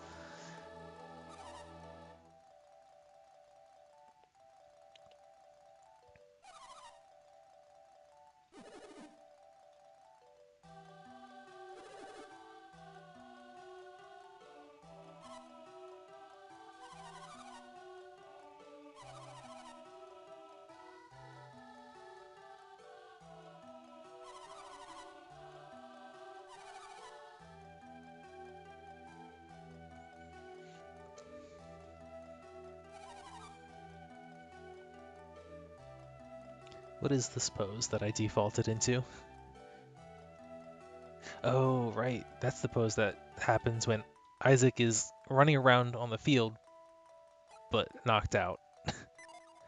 I completely forgot about that. That doesn't happen very often.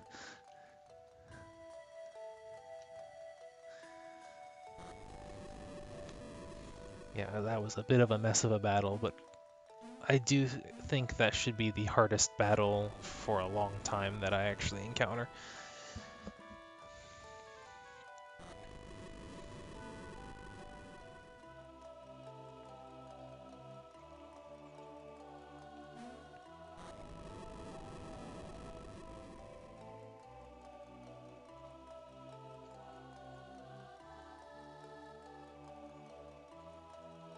So here's that healing water.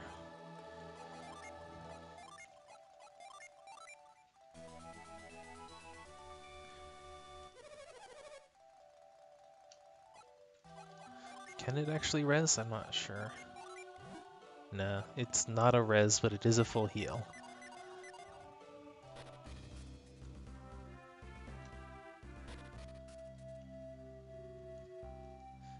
First things first is let's get not dead.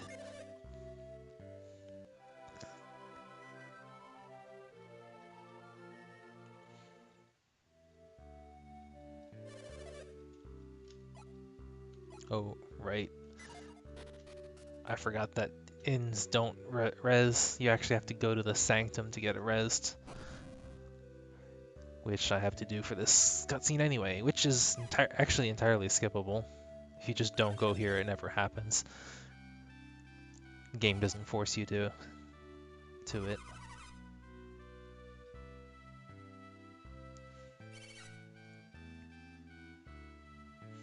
But this scene gives a little bit more of a explanation for why Mia is joining you.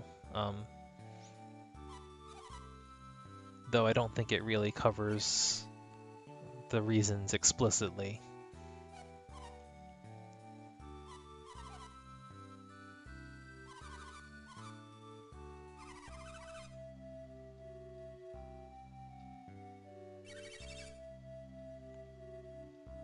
Alright, yeah, that does kind of cover it a little bit more, a little more explicitly than I remembered, but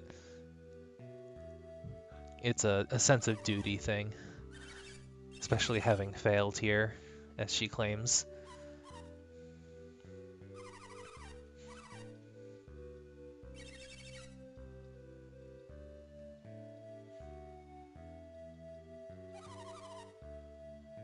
They have names?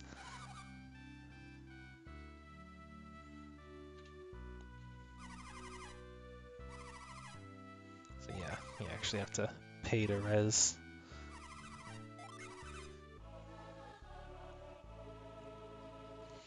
It's not as big of a deal as it sounds, mostly because it happens so infrequently.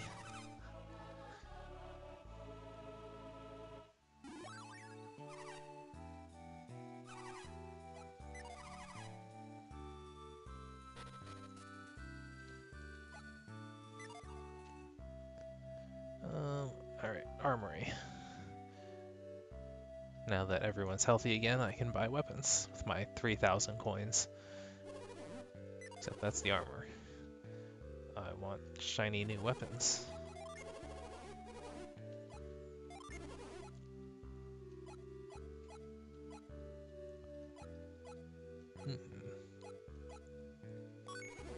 This brings Ivan up closer to the standard.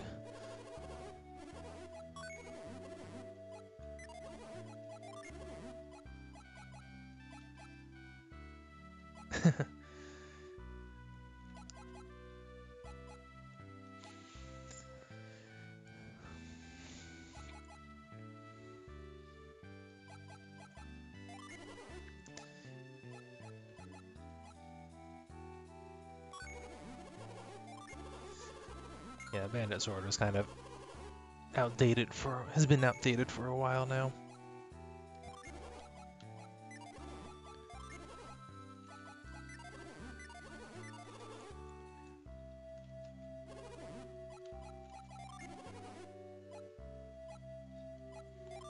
Adept's clothes are good, especially for these two.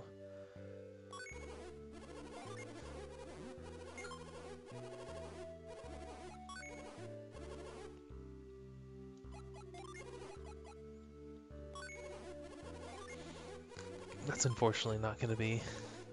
It's going to be all that I can afford, really. Though I can sell some stuff. Got leather armor, this game ticket, these game tickets.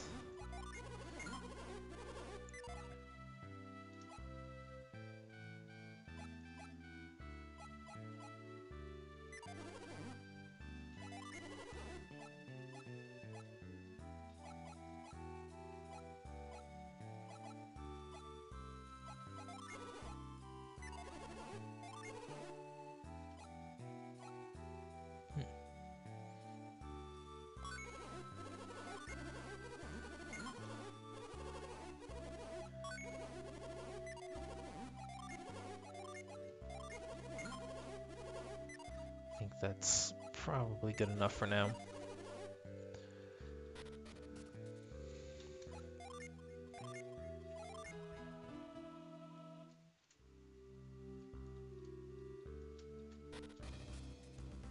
Alright, so main reason I did this part before Biblin's Arc is to get this Hermes water. Um,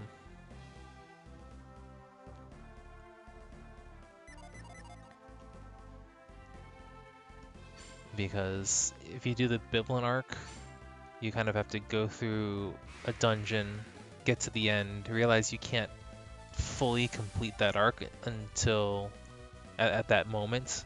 Then you kind of come out here, do the Mercury Lighthouse, get the item, and then you have to kind of go back through the dungeon that you just did in the Biblin arc again. It's a lot of the puzzles have already been solved, so it's not quite as long, but you do have to go through it again in order to get to.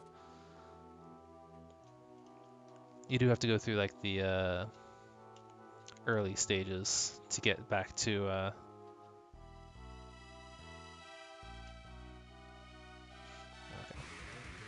um, the end of the dungeon and actually use the Hermes water.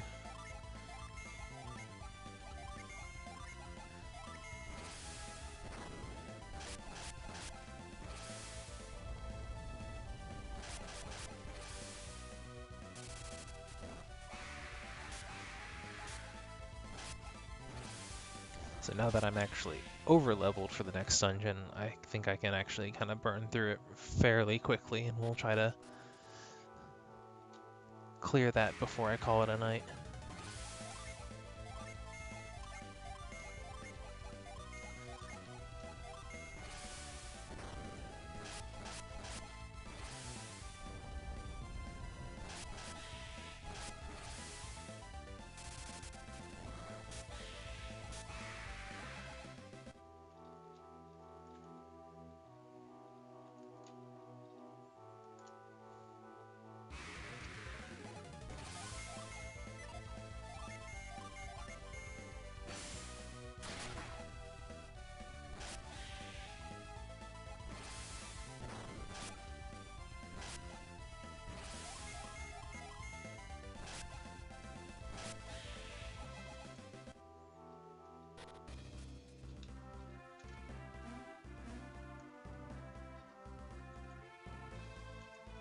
I don't think there's anything over here. Yeah, it's just ambiance.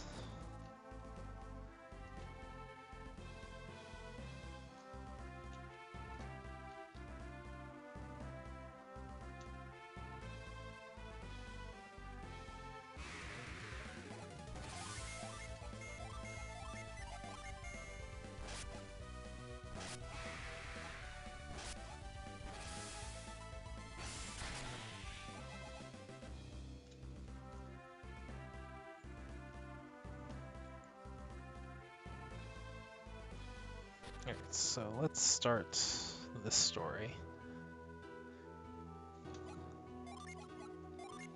Looks like a tree. Oh, that was creepy.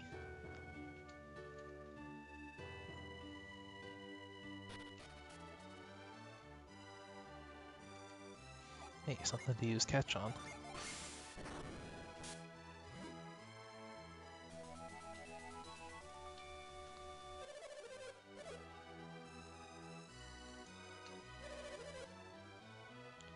Yeah, you look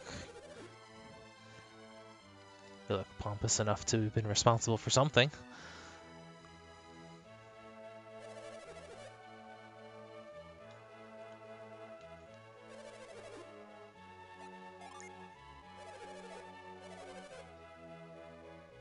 That's never a good thing for integrity.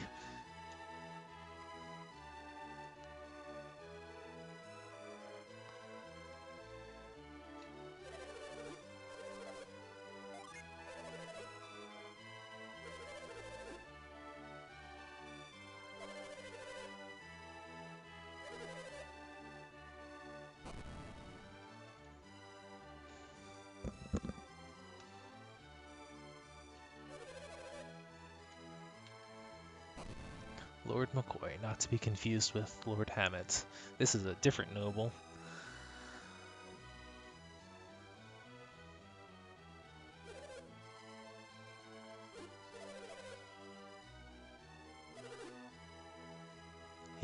this one has an accent.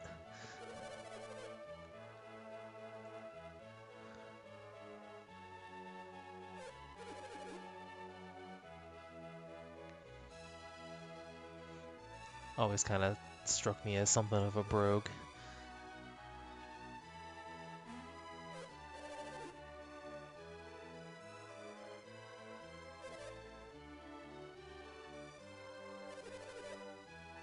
Yeah, we're up to the job.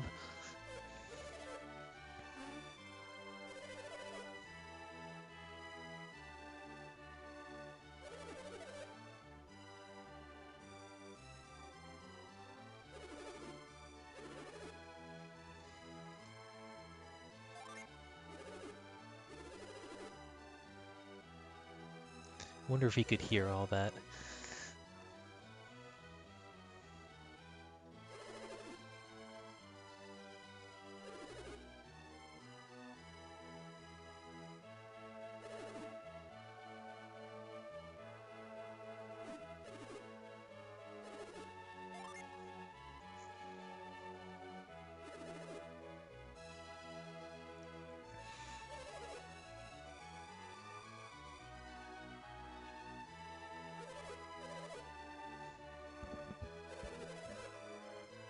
You're still on about that?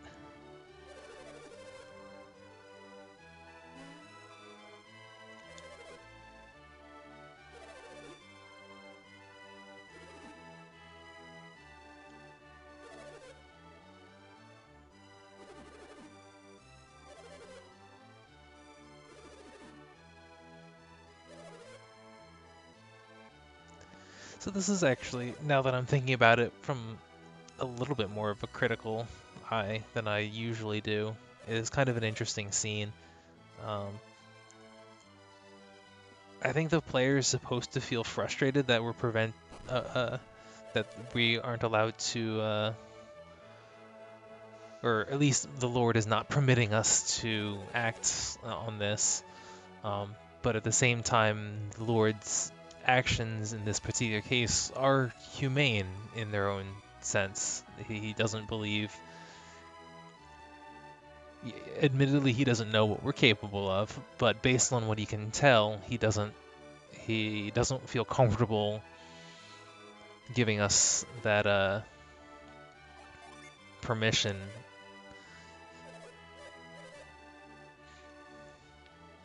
because he's, whether it's just the potential for feeling guilt if we were to never come back, and if we were to perish in that task, he would feel guilty for being responsible for sending us to that, or just if he genuinely cared about our well-being and didn't want to endanger us like that. It kind of calls into question, or not really question, but it's interesting that there's that side to that cutscene, even though it's not. It's kind of played down a little bit because of how the player is supposed to um, identify with Isaac and his party. But then the guard here is a little more open-minded. And I'm going to ransack his villa. I don't actually remember what's in all of these, so I'm probably not going to go real crazy here. Oof.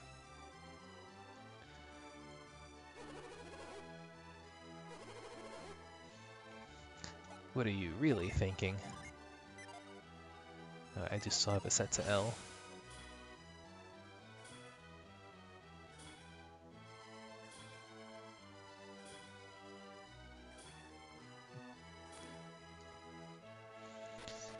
I'm not sure that was translated correctly.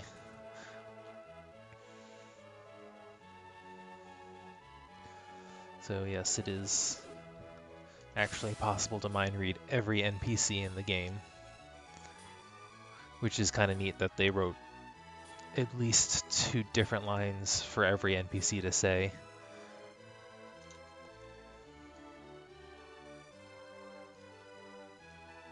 I don't think there's anything else to actually be gained here.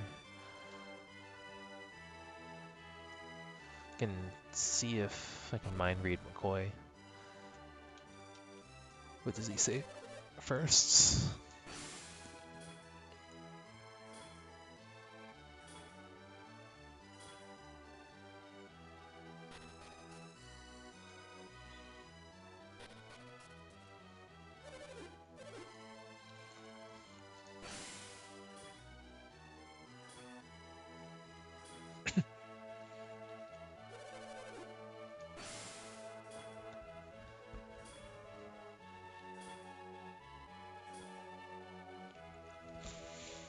But that's it's a neat way that they can kind of hide extra information if you're ever like not sure what you're supposed to be doing, go around, talk to NPCs, and then mind read NPCs that seem like they might know relevant information, even if they don't come right out and say it. Um,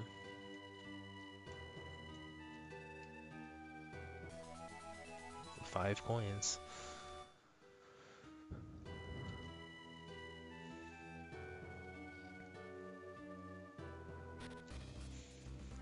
So we're gonna hit that barricade in just a second. I believe there's a hidden item over here, if I recall. So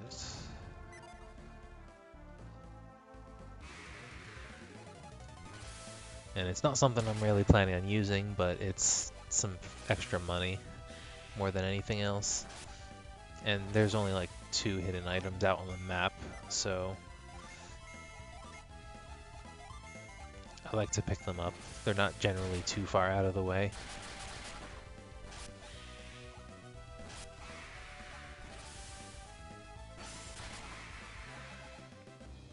Is it here?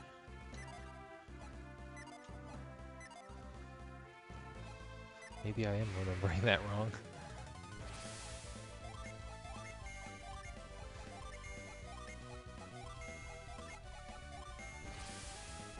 Alright, I don't want to waste too much time with random battles around here trying to find it. They're the turtle boots. They are pretty useful, but or they're nice that since you don't actually get boots, any kind of boot items for a while. Maybe it's the other end. So it is a notable defense boost. Oh, we actually skip a phase here as well. So the first time you come through here, there are 3 trees stacked up here on top of each other, and they are people that were in the middle of climbing something when they got cursed and turned into trees. And then Sitaros and Minardi's crew came through here and pushed them over. I think it's Sitaros and Minardi's group.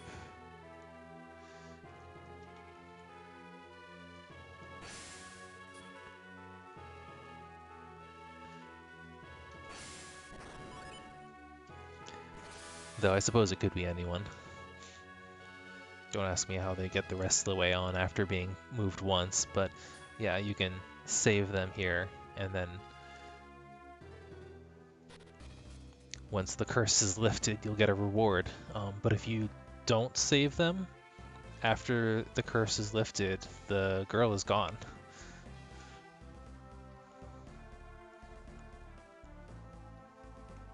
So I thought that was kind of neat. There it is. Turtle boots. So, good on defense. Actually, it's not that much of a defense now that I look at it. It's not worth the cut in the agility, though. So, I'm going to sell him.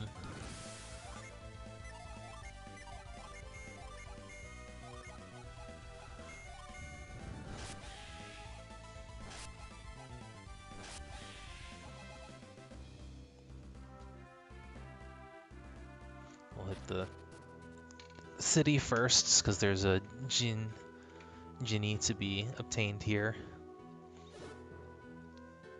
And as I mentioned before, since this is part of Biblin's arc, it's actually possible to come to this city without Mia at all, and the dialogue's a bit different.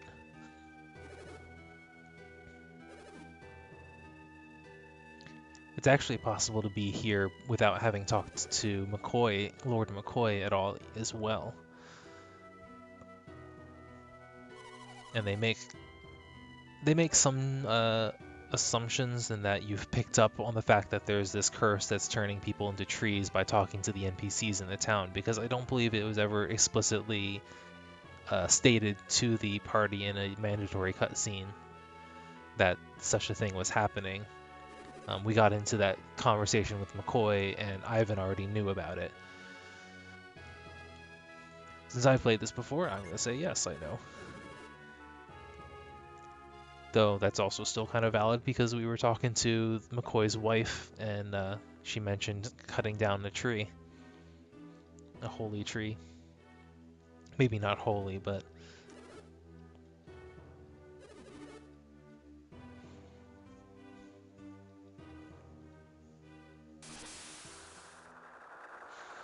Actually, Mia doesn't have much extra dialogue here, but she'll say something here. Yeah.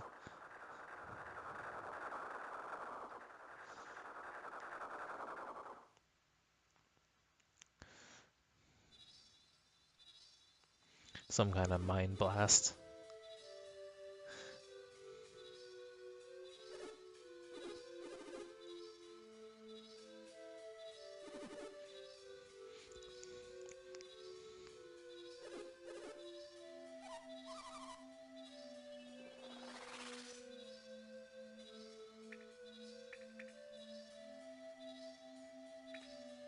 Convenient barriers.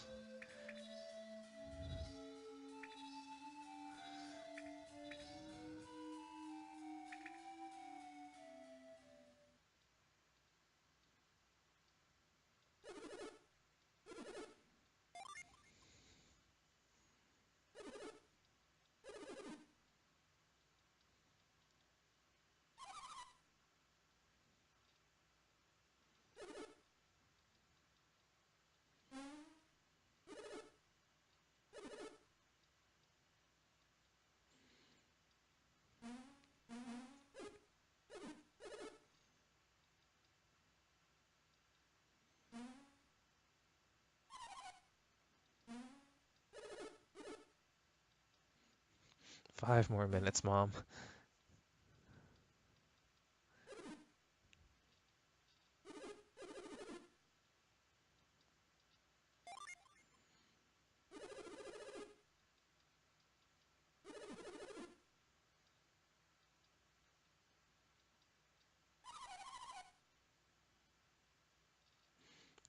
Mia, you're not helping.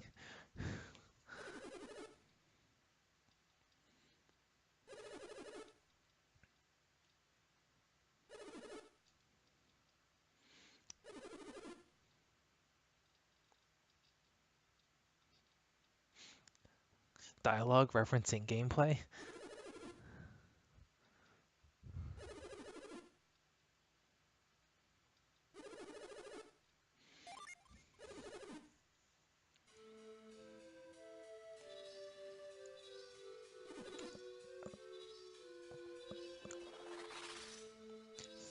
Thing is, I'm pretty sure this doesn't actually come up any time after this cutscene. Though it should have.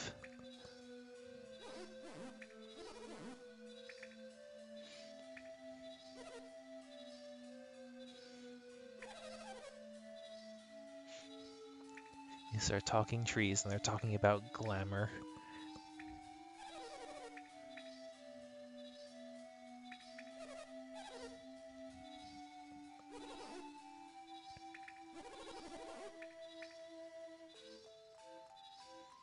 These are not axes. Unless they're tiny little axes that cause curses when they cut.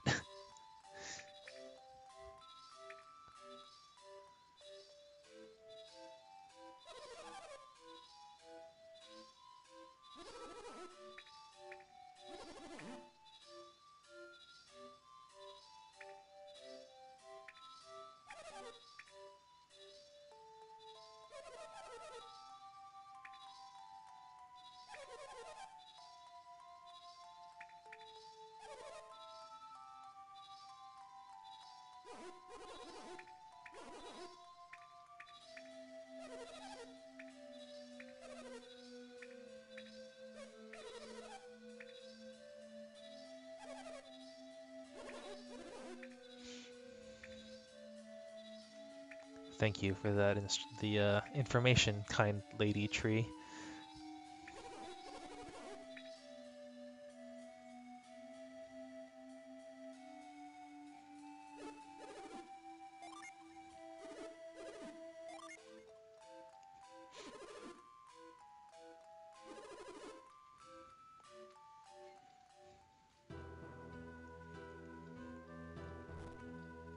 I like backdoors.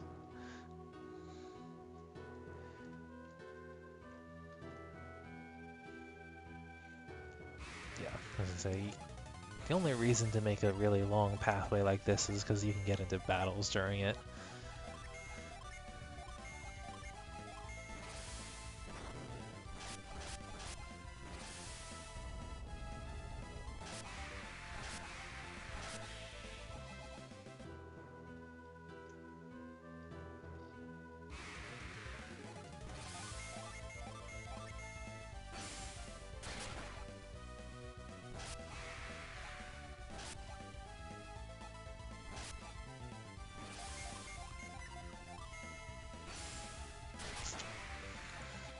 I should be over leveled for the good chunk of the rest of the game moving forward for like the next few hours. Oops. Genie in a town I don't have to fight. My favorite kind.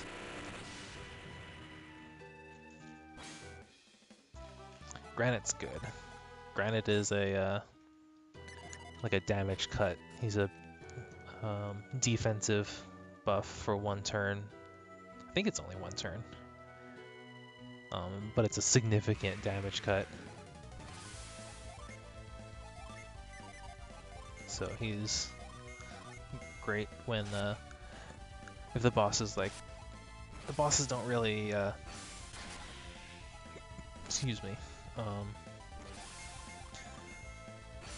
telegraph too much, but when they do, he's a good one to go for. Otherwise, if one of your party members is hurt kind of critically, you can have someone unleash Granite, and Granite has, I believe, one of the highest attack priorities, so the barrier will come out at the start of the turn ahead of almost every other attack, regardless of speed. So there's that as well.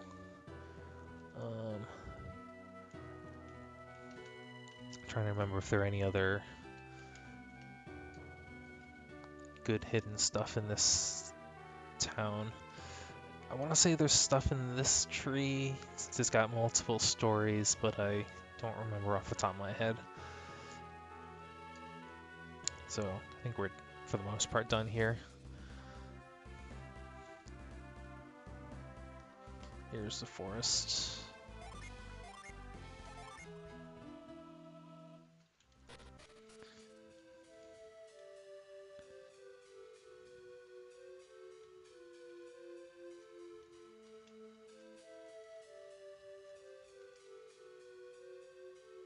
Oof. Do I remember how to navigate this forest? Quickly, at least.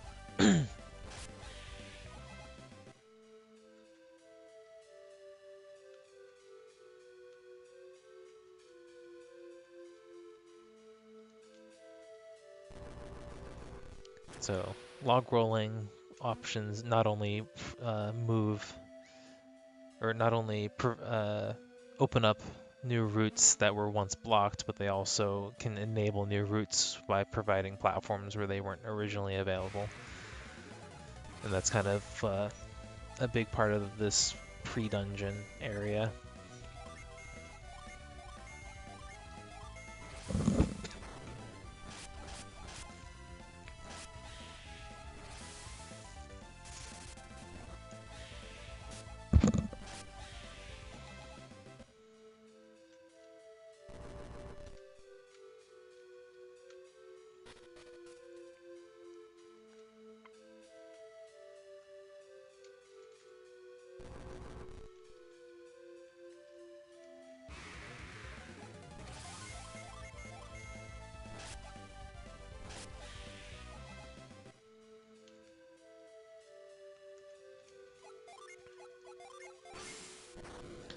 Nuts are always good to pick up. They're 200 HP heal, so they're stronger than herbs.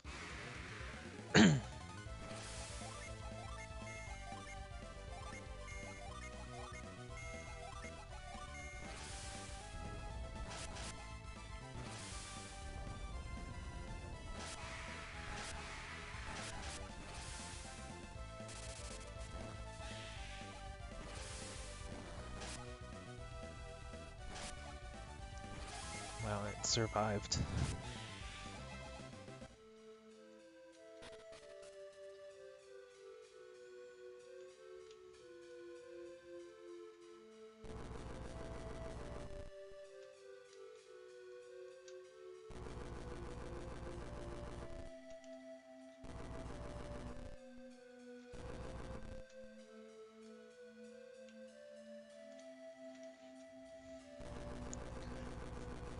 Some of these are kind of procedural puzzles where um, there's only one real way of kind of going about them, though it may not necessarily be obvious what the next step is until you complete one.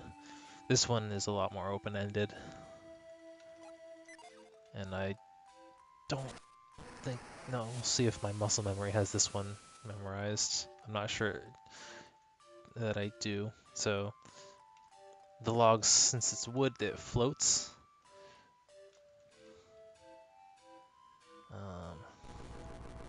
Okay, yeah, this one's not too bad.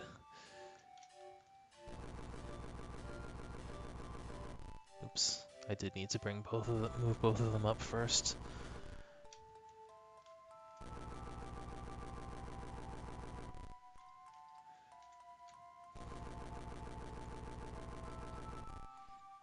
But you flood and then drain and then reflood the basin so that the logs will float, and then you create a path when it's drained. So I happen to know there's a treasure chest up there that I want to get. This gives me a path to that treasure chest when I reflood the basin.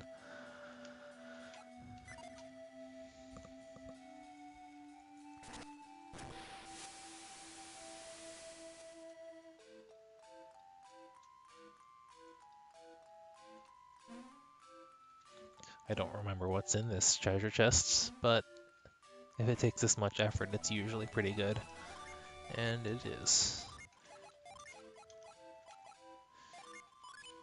It's better than the armor shell. Because I did these dungeons slightly out of order, the gear and stuff that I find here isn't actually as good as it would have been if I had came here first.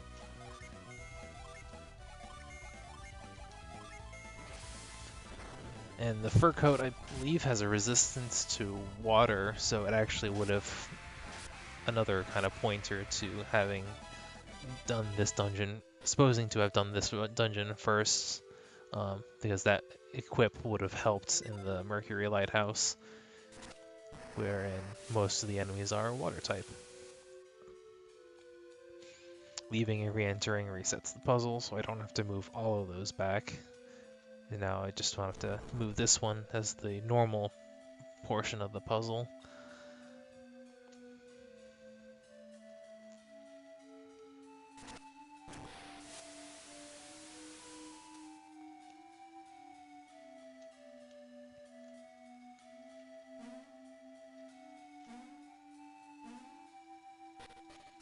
And here we are.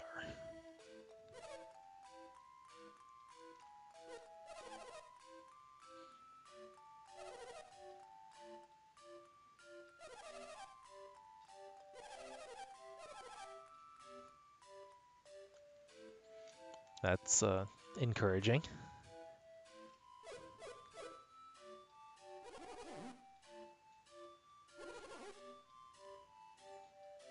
So he's got a face on the outside, but it's not the face that talks.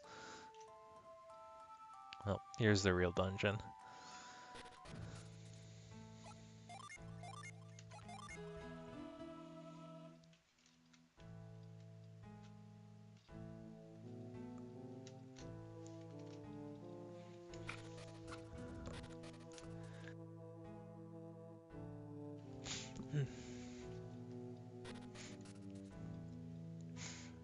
Alright. These leaf things I can step on once, and then if I try to step on it again, they will break and I will fall to the floor below. Let me see.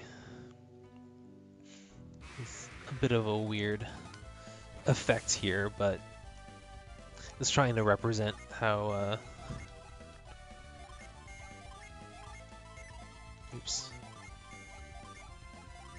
how the Tret tree's canopy is all leafy and budded out, but still giving you visibility to know where you're going.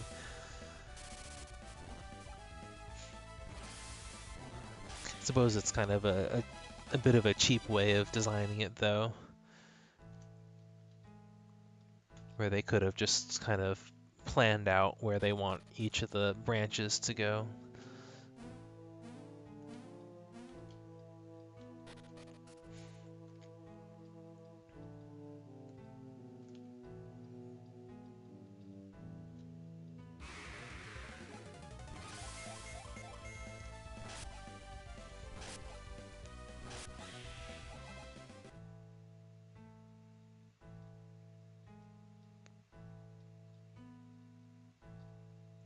Just listening to the music for a second, actually, I don't know why it caught my ear now, but this sounds very much like one of the towns in Tales of the Abyss. Xeriuth, I think, if I recall correctly. So this is a bit of a trap. If you needed it, you could jump across and get that Psynergy Crystal, restore your Psynergy. It's kind of a one-time full heal because of these heal spells.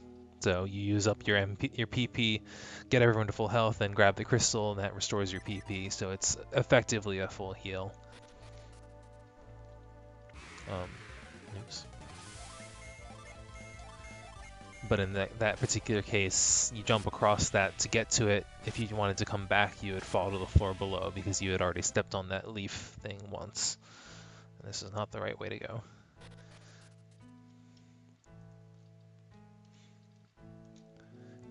Actually, I'm going to end up... let me see if this chest is worth grabbing. That is worth grabbing.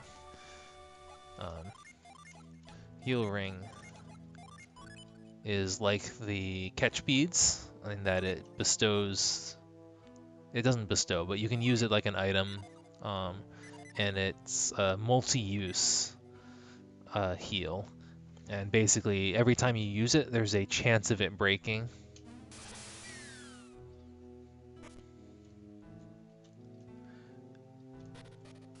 And then it has to be repaired at a blacksmith. But it gives a multi-use heal to a character that might not normally have it. And I think that might have been like a little bit of a stat boost for equipping it too.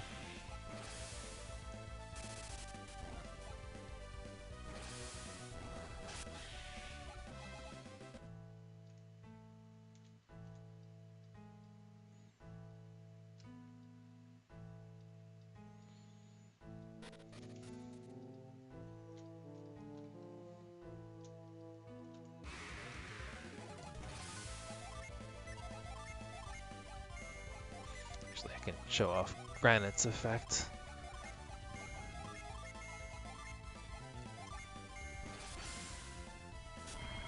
Notice how Isaac actually went before Ivan this time.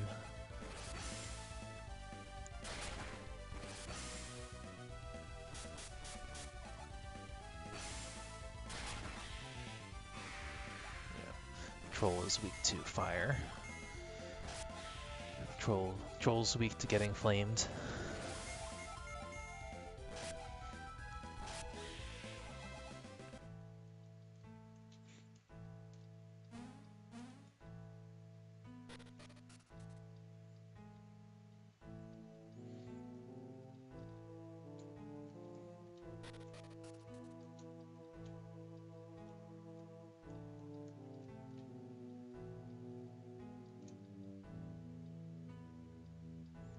think this may have been where I was supposed to go. Oh, he can do level 2 Earth Summon. I haven't shown that off yet.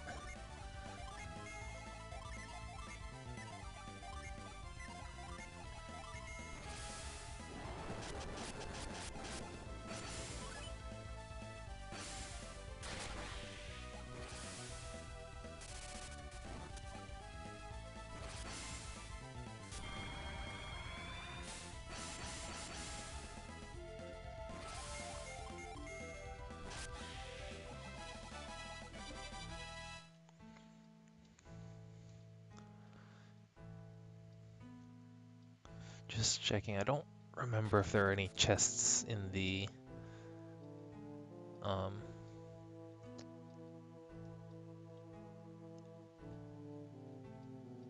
this, I think, yeah, this is where we were supposed to go. So as we've been climbing, you may have noticed that there's this hole in the center of every floor, and we want to actually fall into that hole. But there, I still have some unfinished business here, so I'm going to fall down to the previous floor, because I believe there's, yeah, another exit here.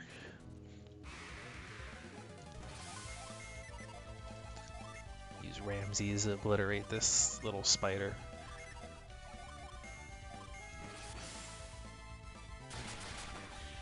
If Ivan doesn't beat me to it.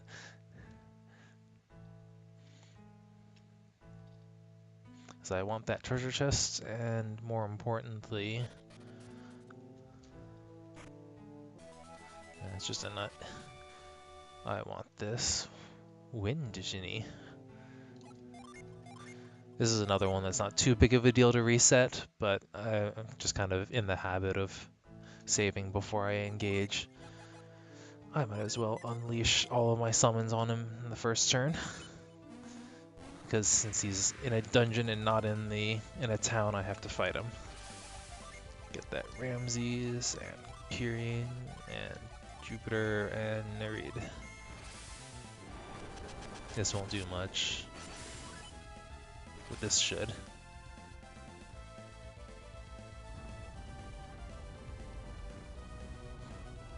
Rocks and a punch.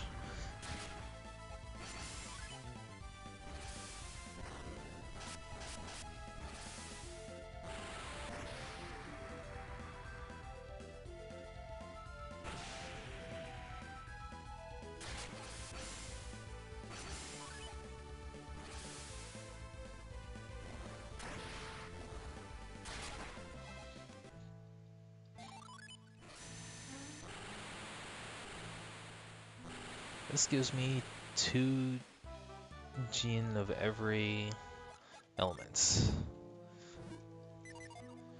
which is good. I like having that balanced.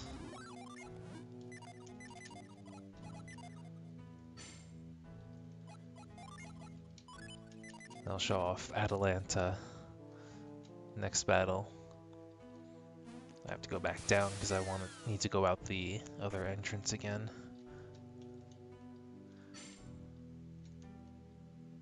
Atalanta's pretty cool.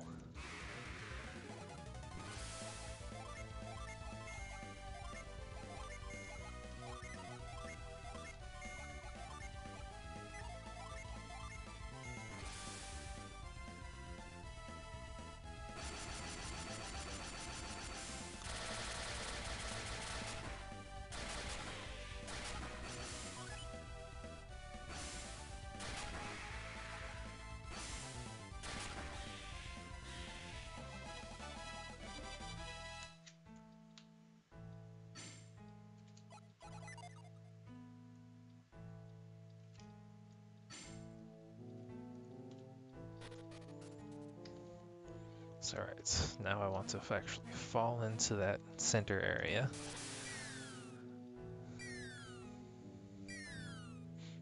Break my knees.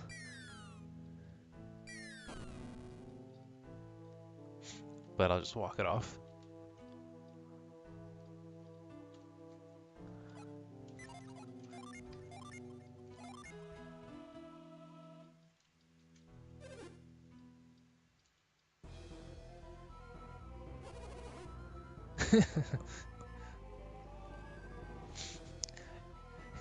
falls for 500.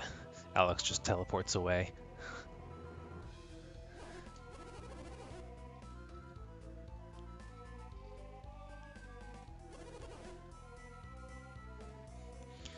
We have to fight a giant face embedded inside of a tree.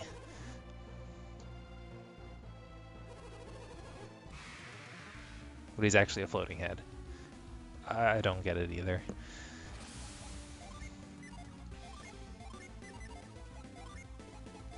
Actually use Spire and Volcano. Breeze, Sleet.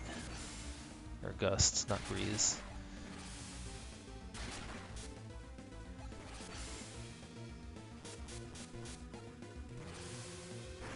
So weak to water, resistant... weak to fire, resistant to water. I guess that makes sense for a tree.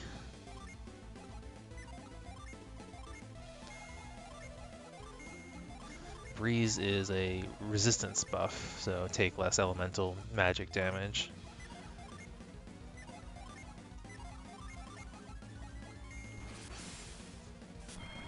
But if you do come here before you go to the Mercury Lighthouse, you do fight Tret without Mia.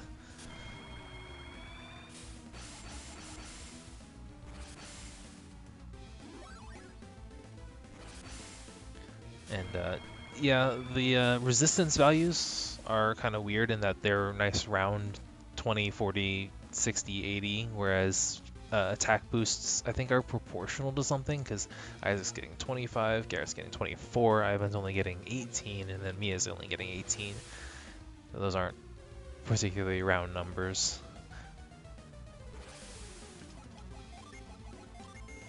But for whatever reason, that's how it works. This might actually kill him.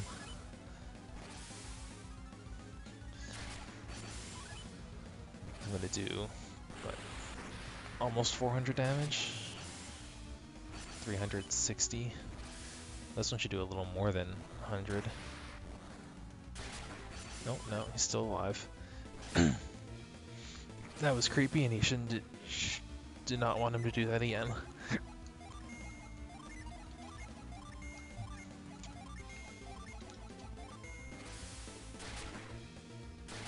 There we go.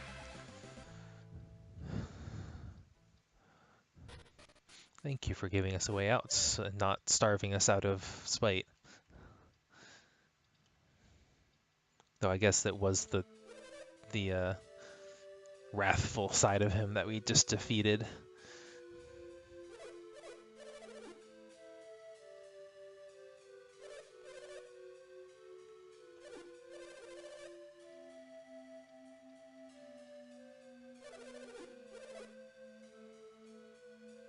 And thus everyone died.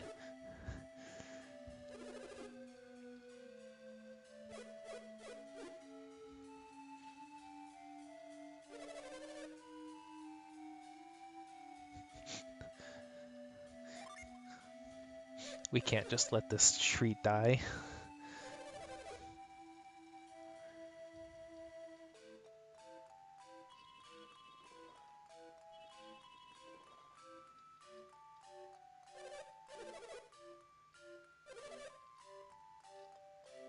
Well.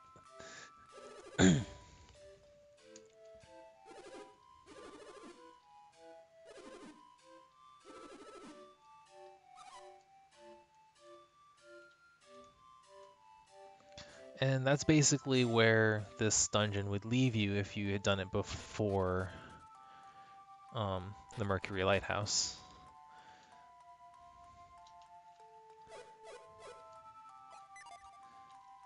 I mean, it does offer you a prompt kind of here that's implying that you can do something. Force is destroyed. Well, what does your mind say? So if you did think to mind read here, this would be your clue.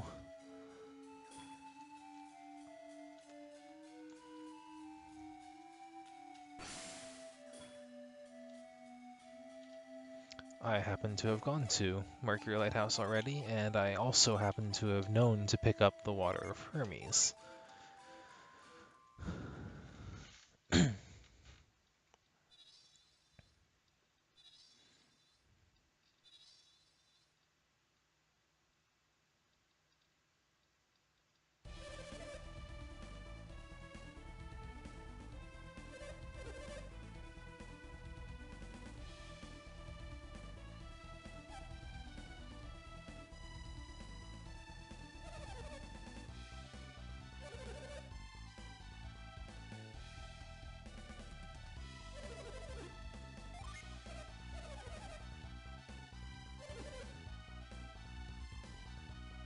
once more, this time with feeling.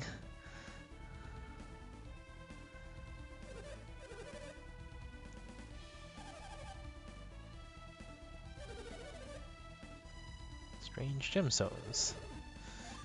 You know, the ones we saw in the trunk.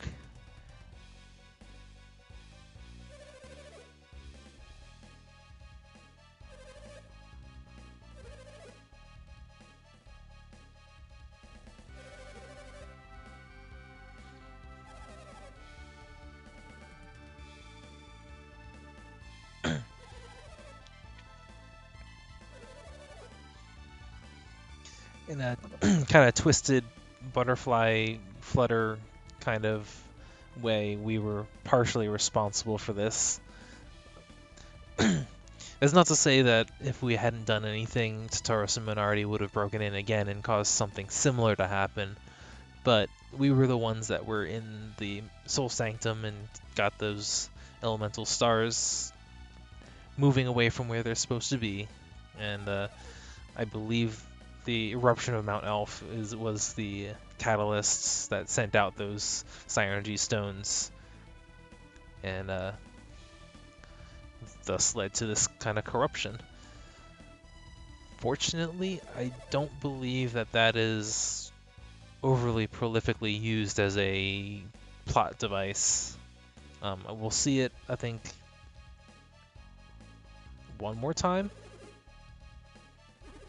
in the next forest, since we're actually go from one forest to another. But after that, I think it kind of goes away, which is good, because they could have used that to justify a lot of different problems. Maybe in the mines. It might also be used in the mines. I don't remember exactly the explanation for why that happened.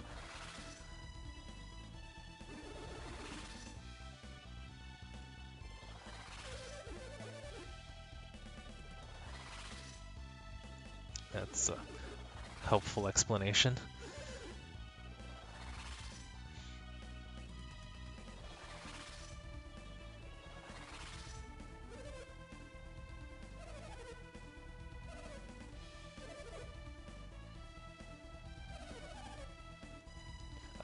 Another forest.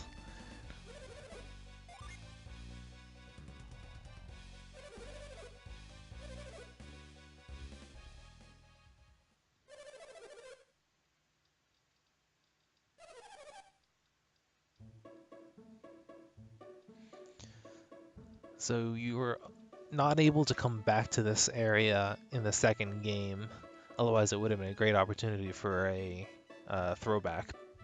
But I don't remember if he ever actually does anything later on that is kind of repaying this debt.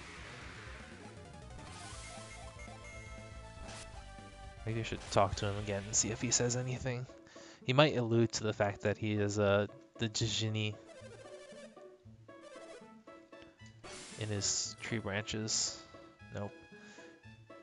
In case you missed it, but no, it's not the case.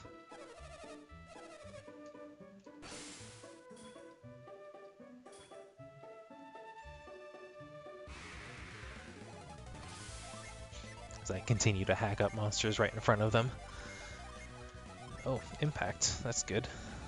Yeah, that's the... I forgot about that one. I do get attack buff from Ivan.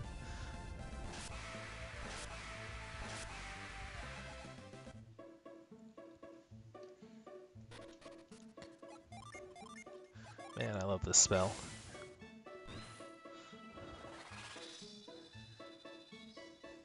Especially since I'm pretty over-leveled here and wouldn't really get much out of combat.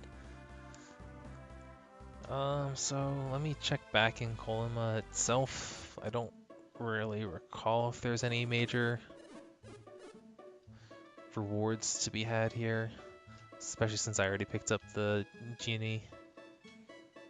I can get stuff from the store. That's the thing.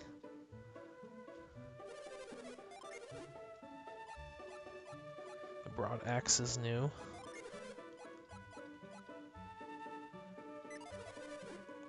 Oh, oops. Well, inventory's full. Smoke bombs are not useful. I did want to sell turtle boots.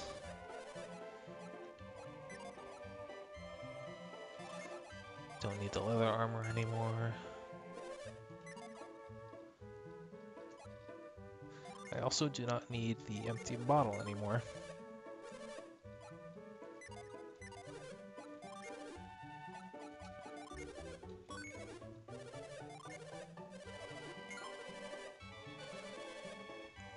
So yeah, I'm doing pretty good on money now. Actually, I should have checked artifacts first. Though in this case it didn't bite me because there isn't anything new. So that's good. Let's see what about armor. Always check these. Okay, just the turtle boots that I already sold.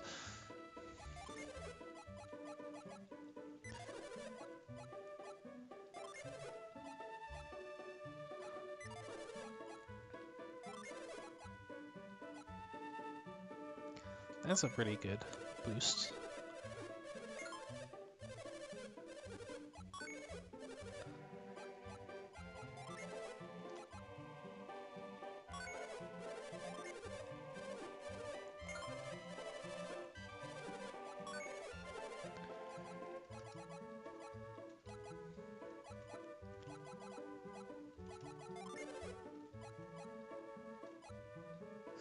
Boost of 6. Boost of 5. So this is slightly better.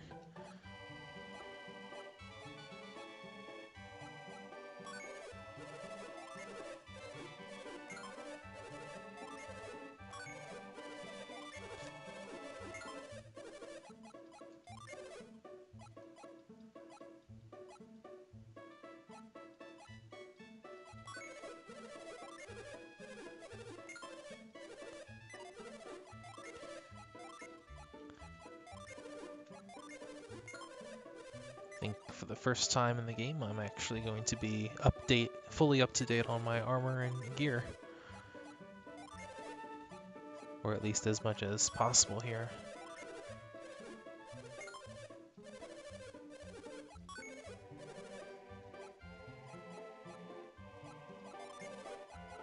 Oh no, wood cap. Though it's not too big of a deal to be missing that.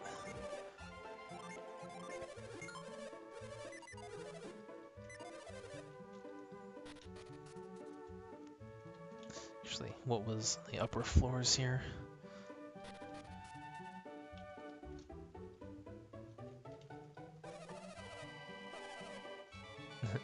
What was that?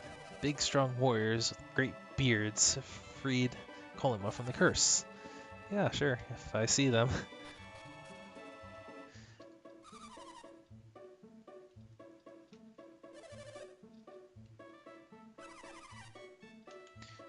That is definitely a problem.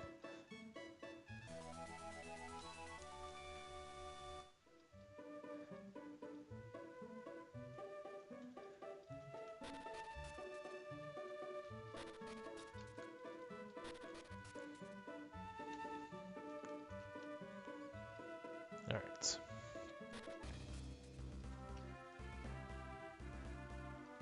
So we've got 2 rewards to reap. The one for saving here.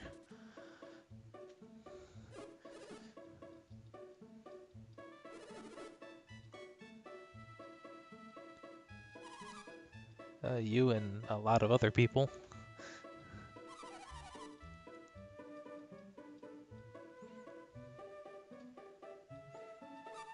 Oh, yeah.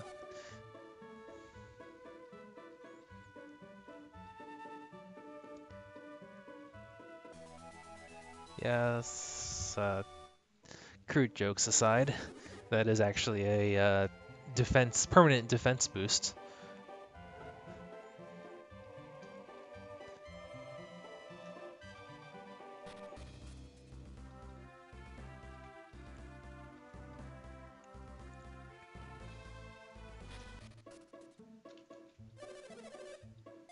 Yep, I was there. I saw it.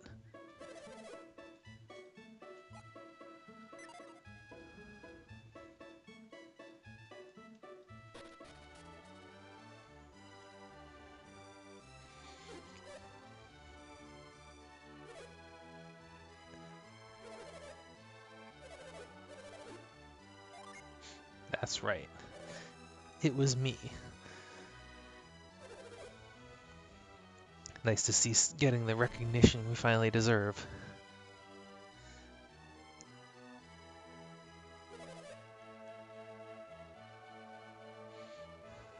This is kind of the payoff moment for him, for this interactions with this character.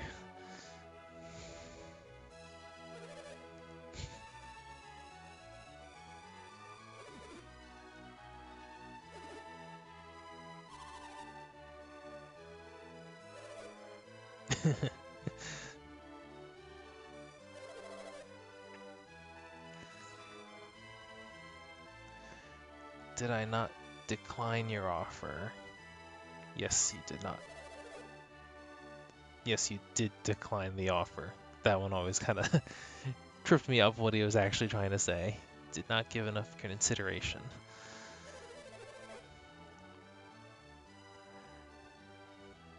Yes, we did.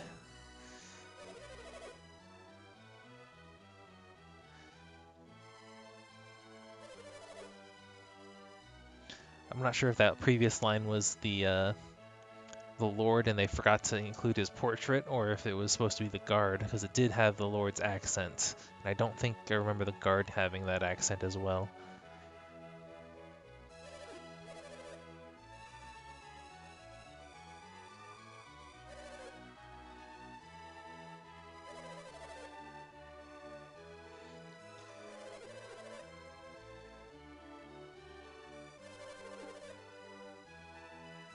Sure, whatever that means.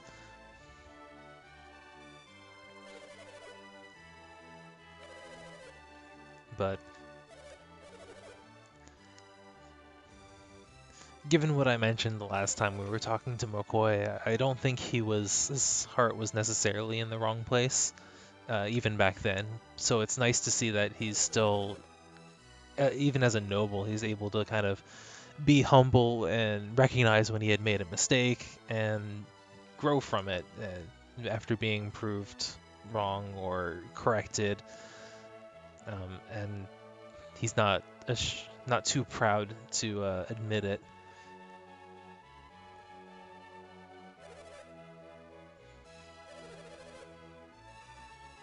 So there's some really good stuff in here and some not so good stuff in here, and I unfortunately do not remember which is which anymore, so I'm going to save states to figure it out. The best thing I know is a Water of Life, so if I grab that...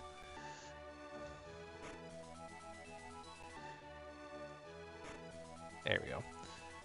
I think the last thing is just a vial. I can check, I suppose.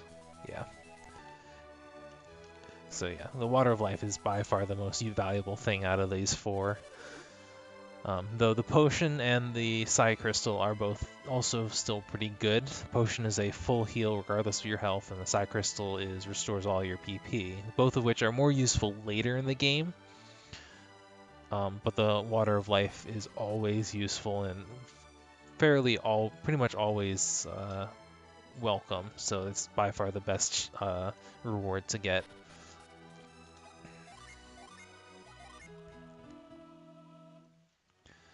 So like, huh.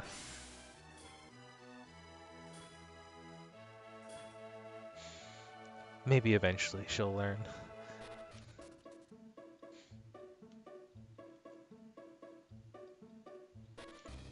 And so with that, we are done with Biblin and Biblin's story. I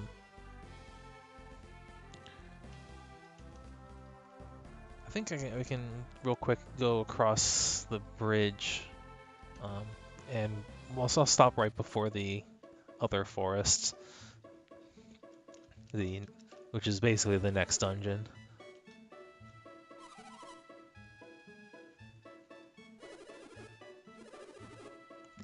I think you were supposed to talk to him first.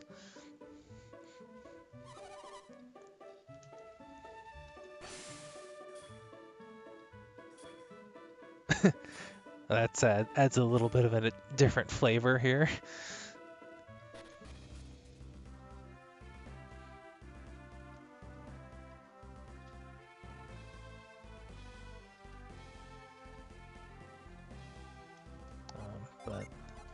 level 11 with Mia being level 12.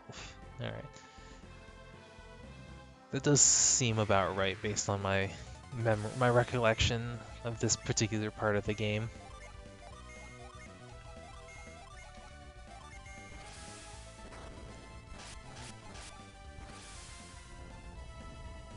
Because Isaac learns Ragnarok at level 13, and that is one of my favorite spells in the game.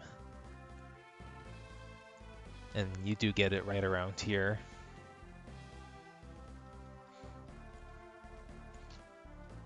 They were trying their best, but yeah. So this was the progression gate here that forced you to at least forced you to take care of Kolima's problem, and Kolima's problem forces you to take care of the Mercury Lighthouse, and both of those in Kolima's needed to cross here because this bridge operator had also been turned into a tree, so there was no one to lower the bridge until you fix the curse. I don't know how the Satoris and Minardi's party got across here, but they apparently did. Actually, we might get a city. Oh yeah, the temple before the forest because we need a certain spell. But I'll get to the temple and then stop right before we start the mini dungeon in the temple because there's not too much to do.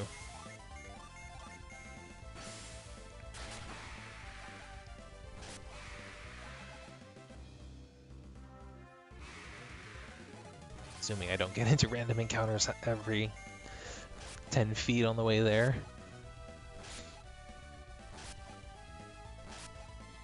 At least these are harder enemies, which means they're more rewarding to beat.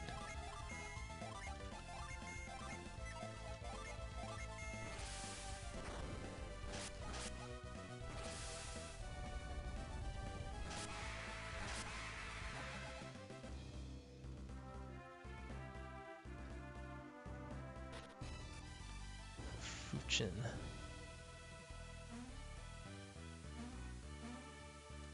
Not there yet.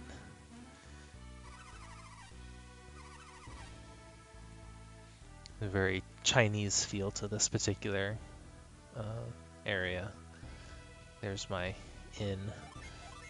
There's no inn here, but they give you a Psi Energy Crystal that respawns.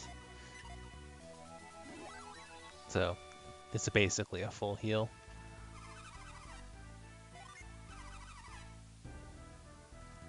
Nyunpa. We had Loompa, now we have Nyunpa.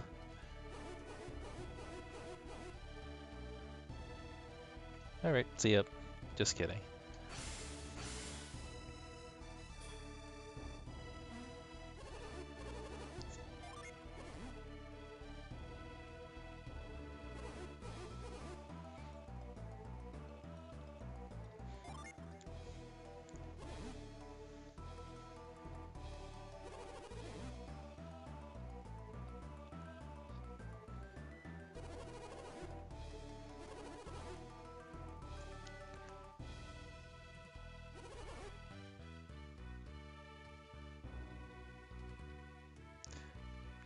I mean, most of the time they don't even realize it, but yeah, among the ones that do, this guy is just kind of mildly curious. Yep. Oh, there.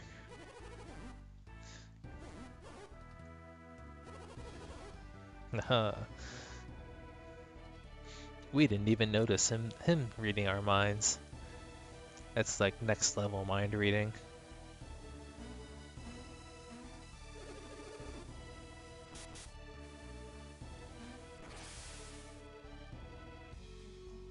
Alright. Well, that's it for tonight. We'll pick up with this next time. Unless I say so, I try to start promptly around 9:30. plus minus 5 minutes at most. So I may already be into this dungeon if anyone kind of comes by after that point. So just as a bit of a disclaimer, since not everyone was around when I started up this evening, but since there's no real story to miss in this particular dungeon, is all just kind of, all the text here is kind of just relating to the how to clear the dungeon. You won't really be missing too much other than gameplay.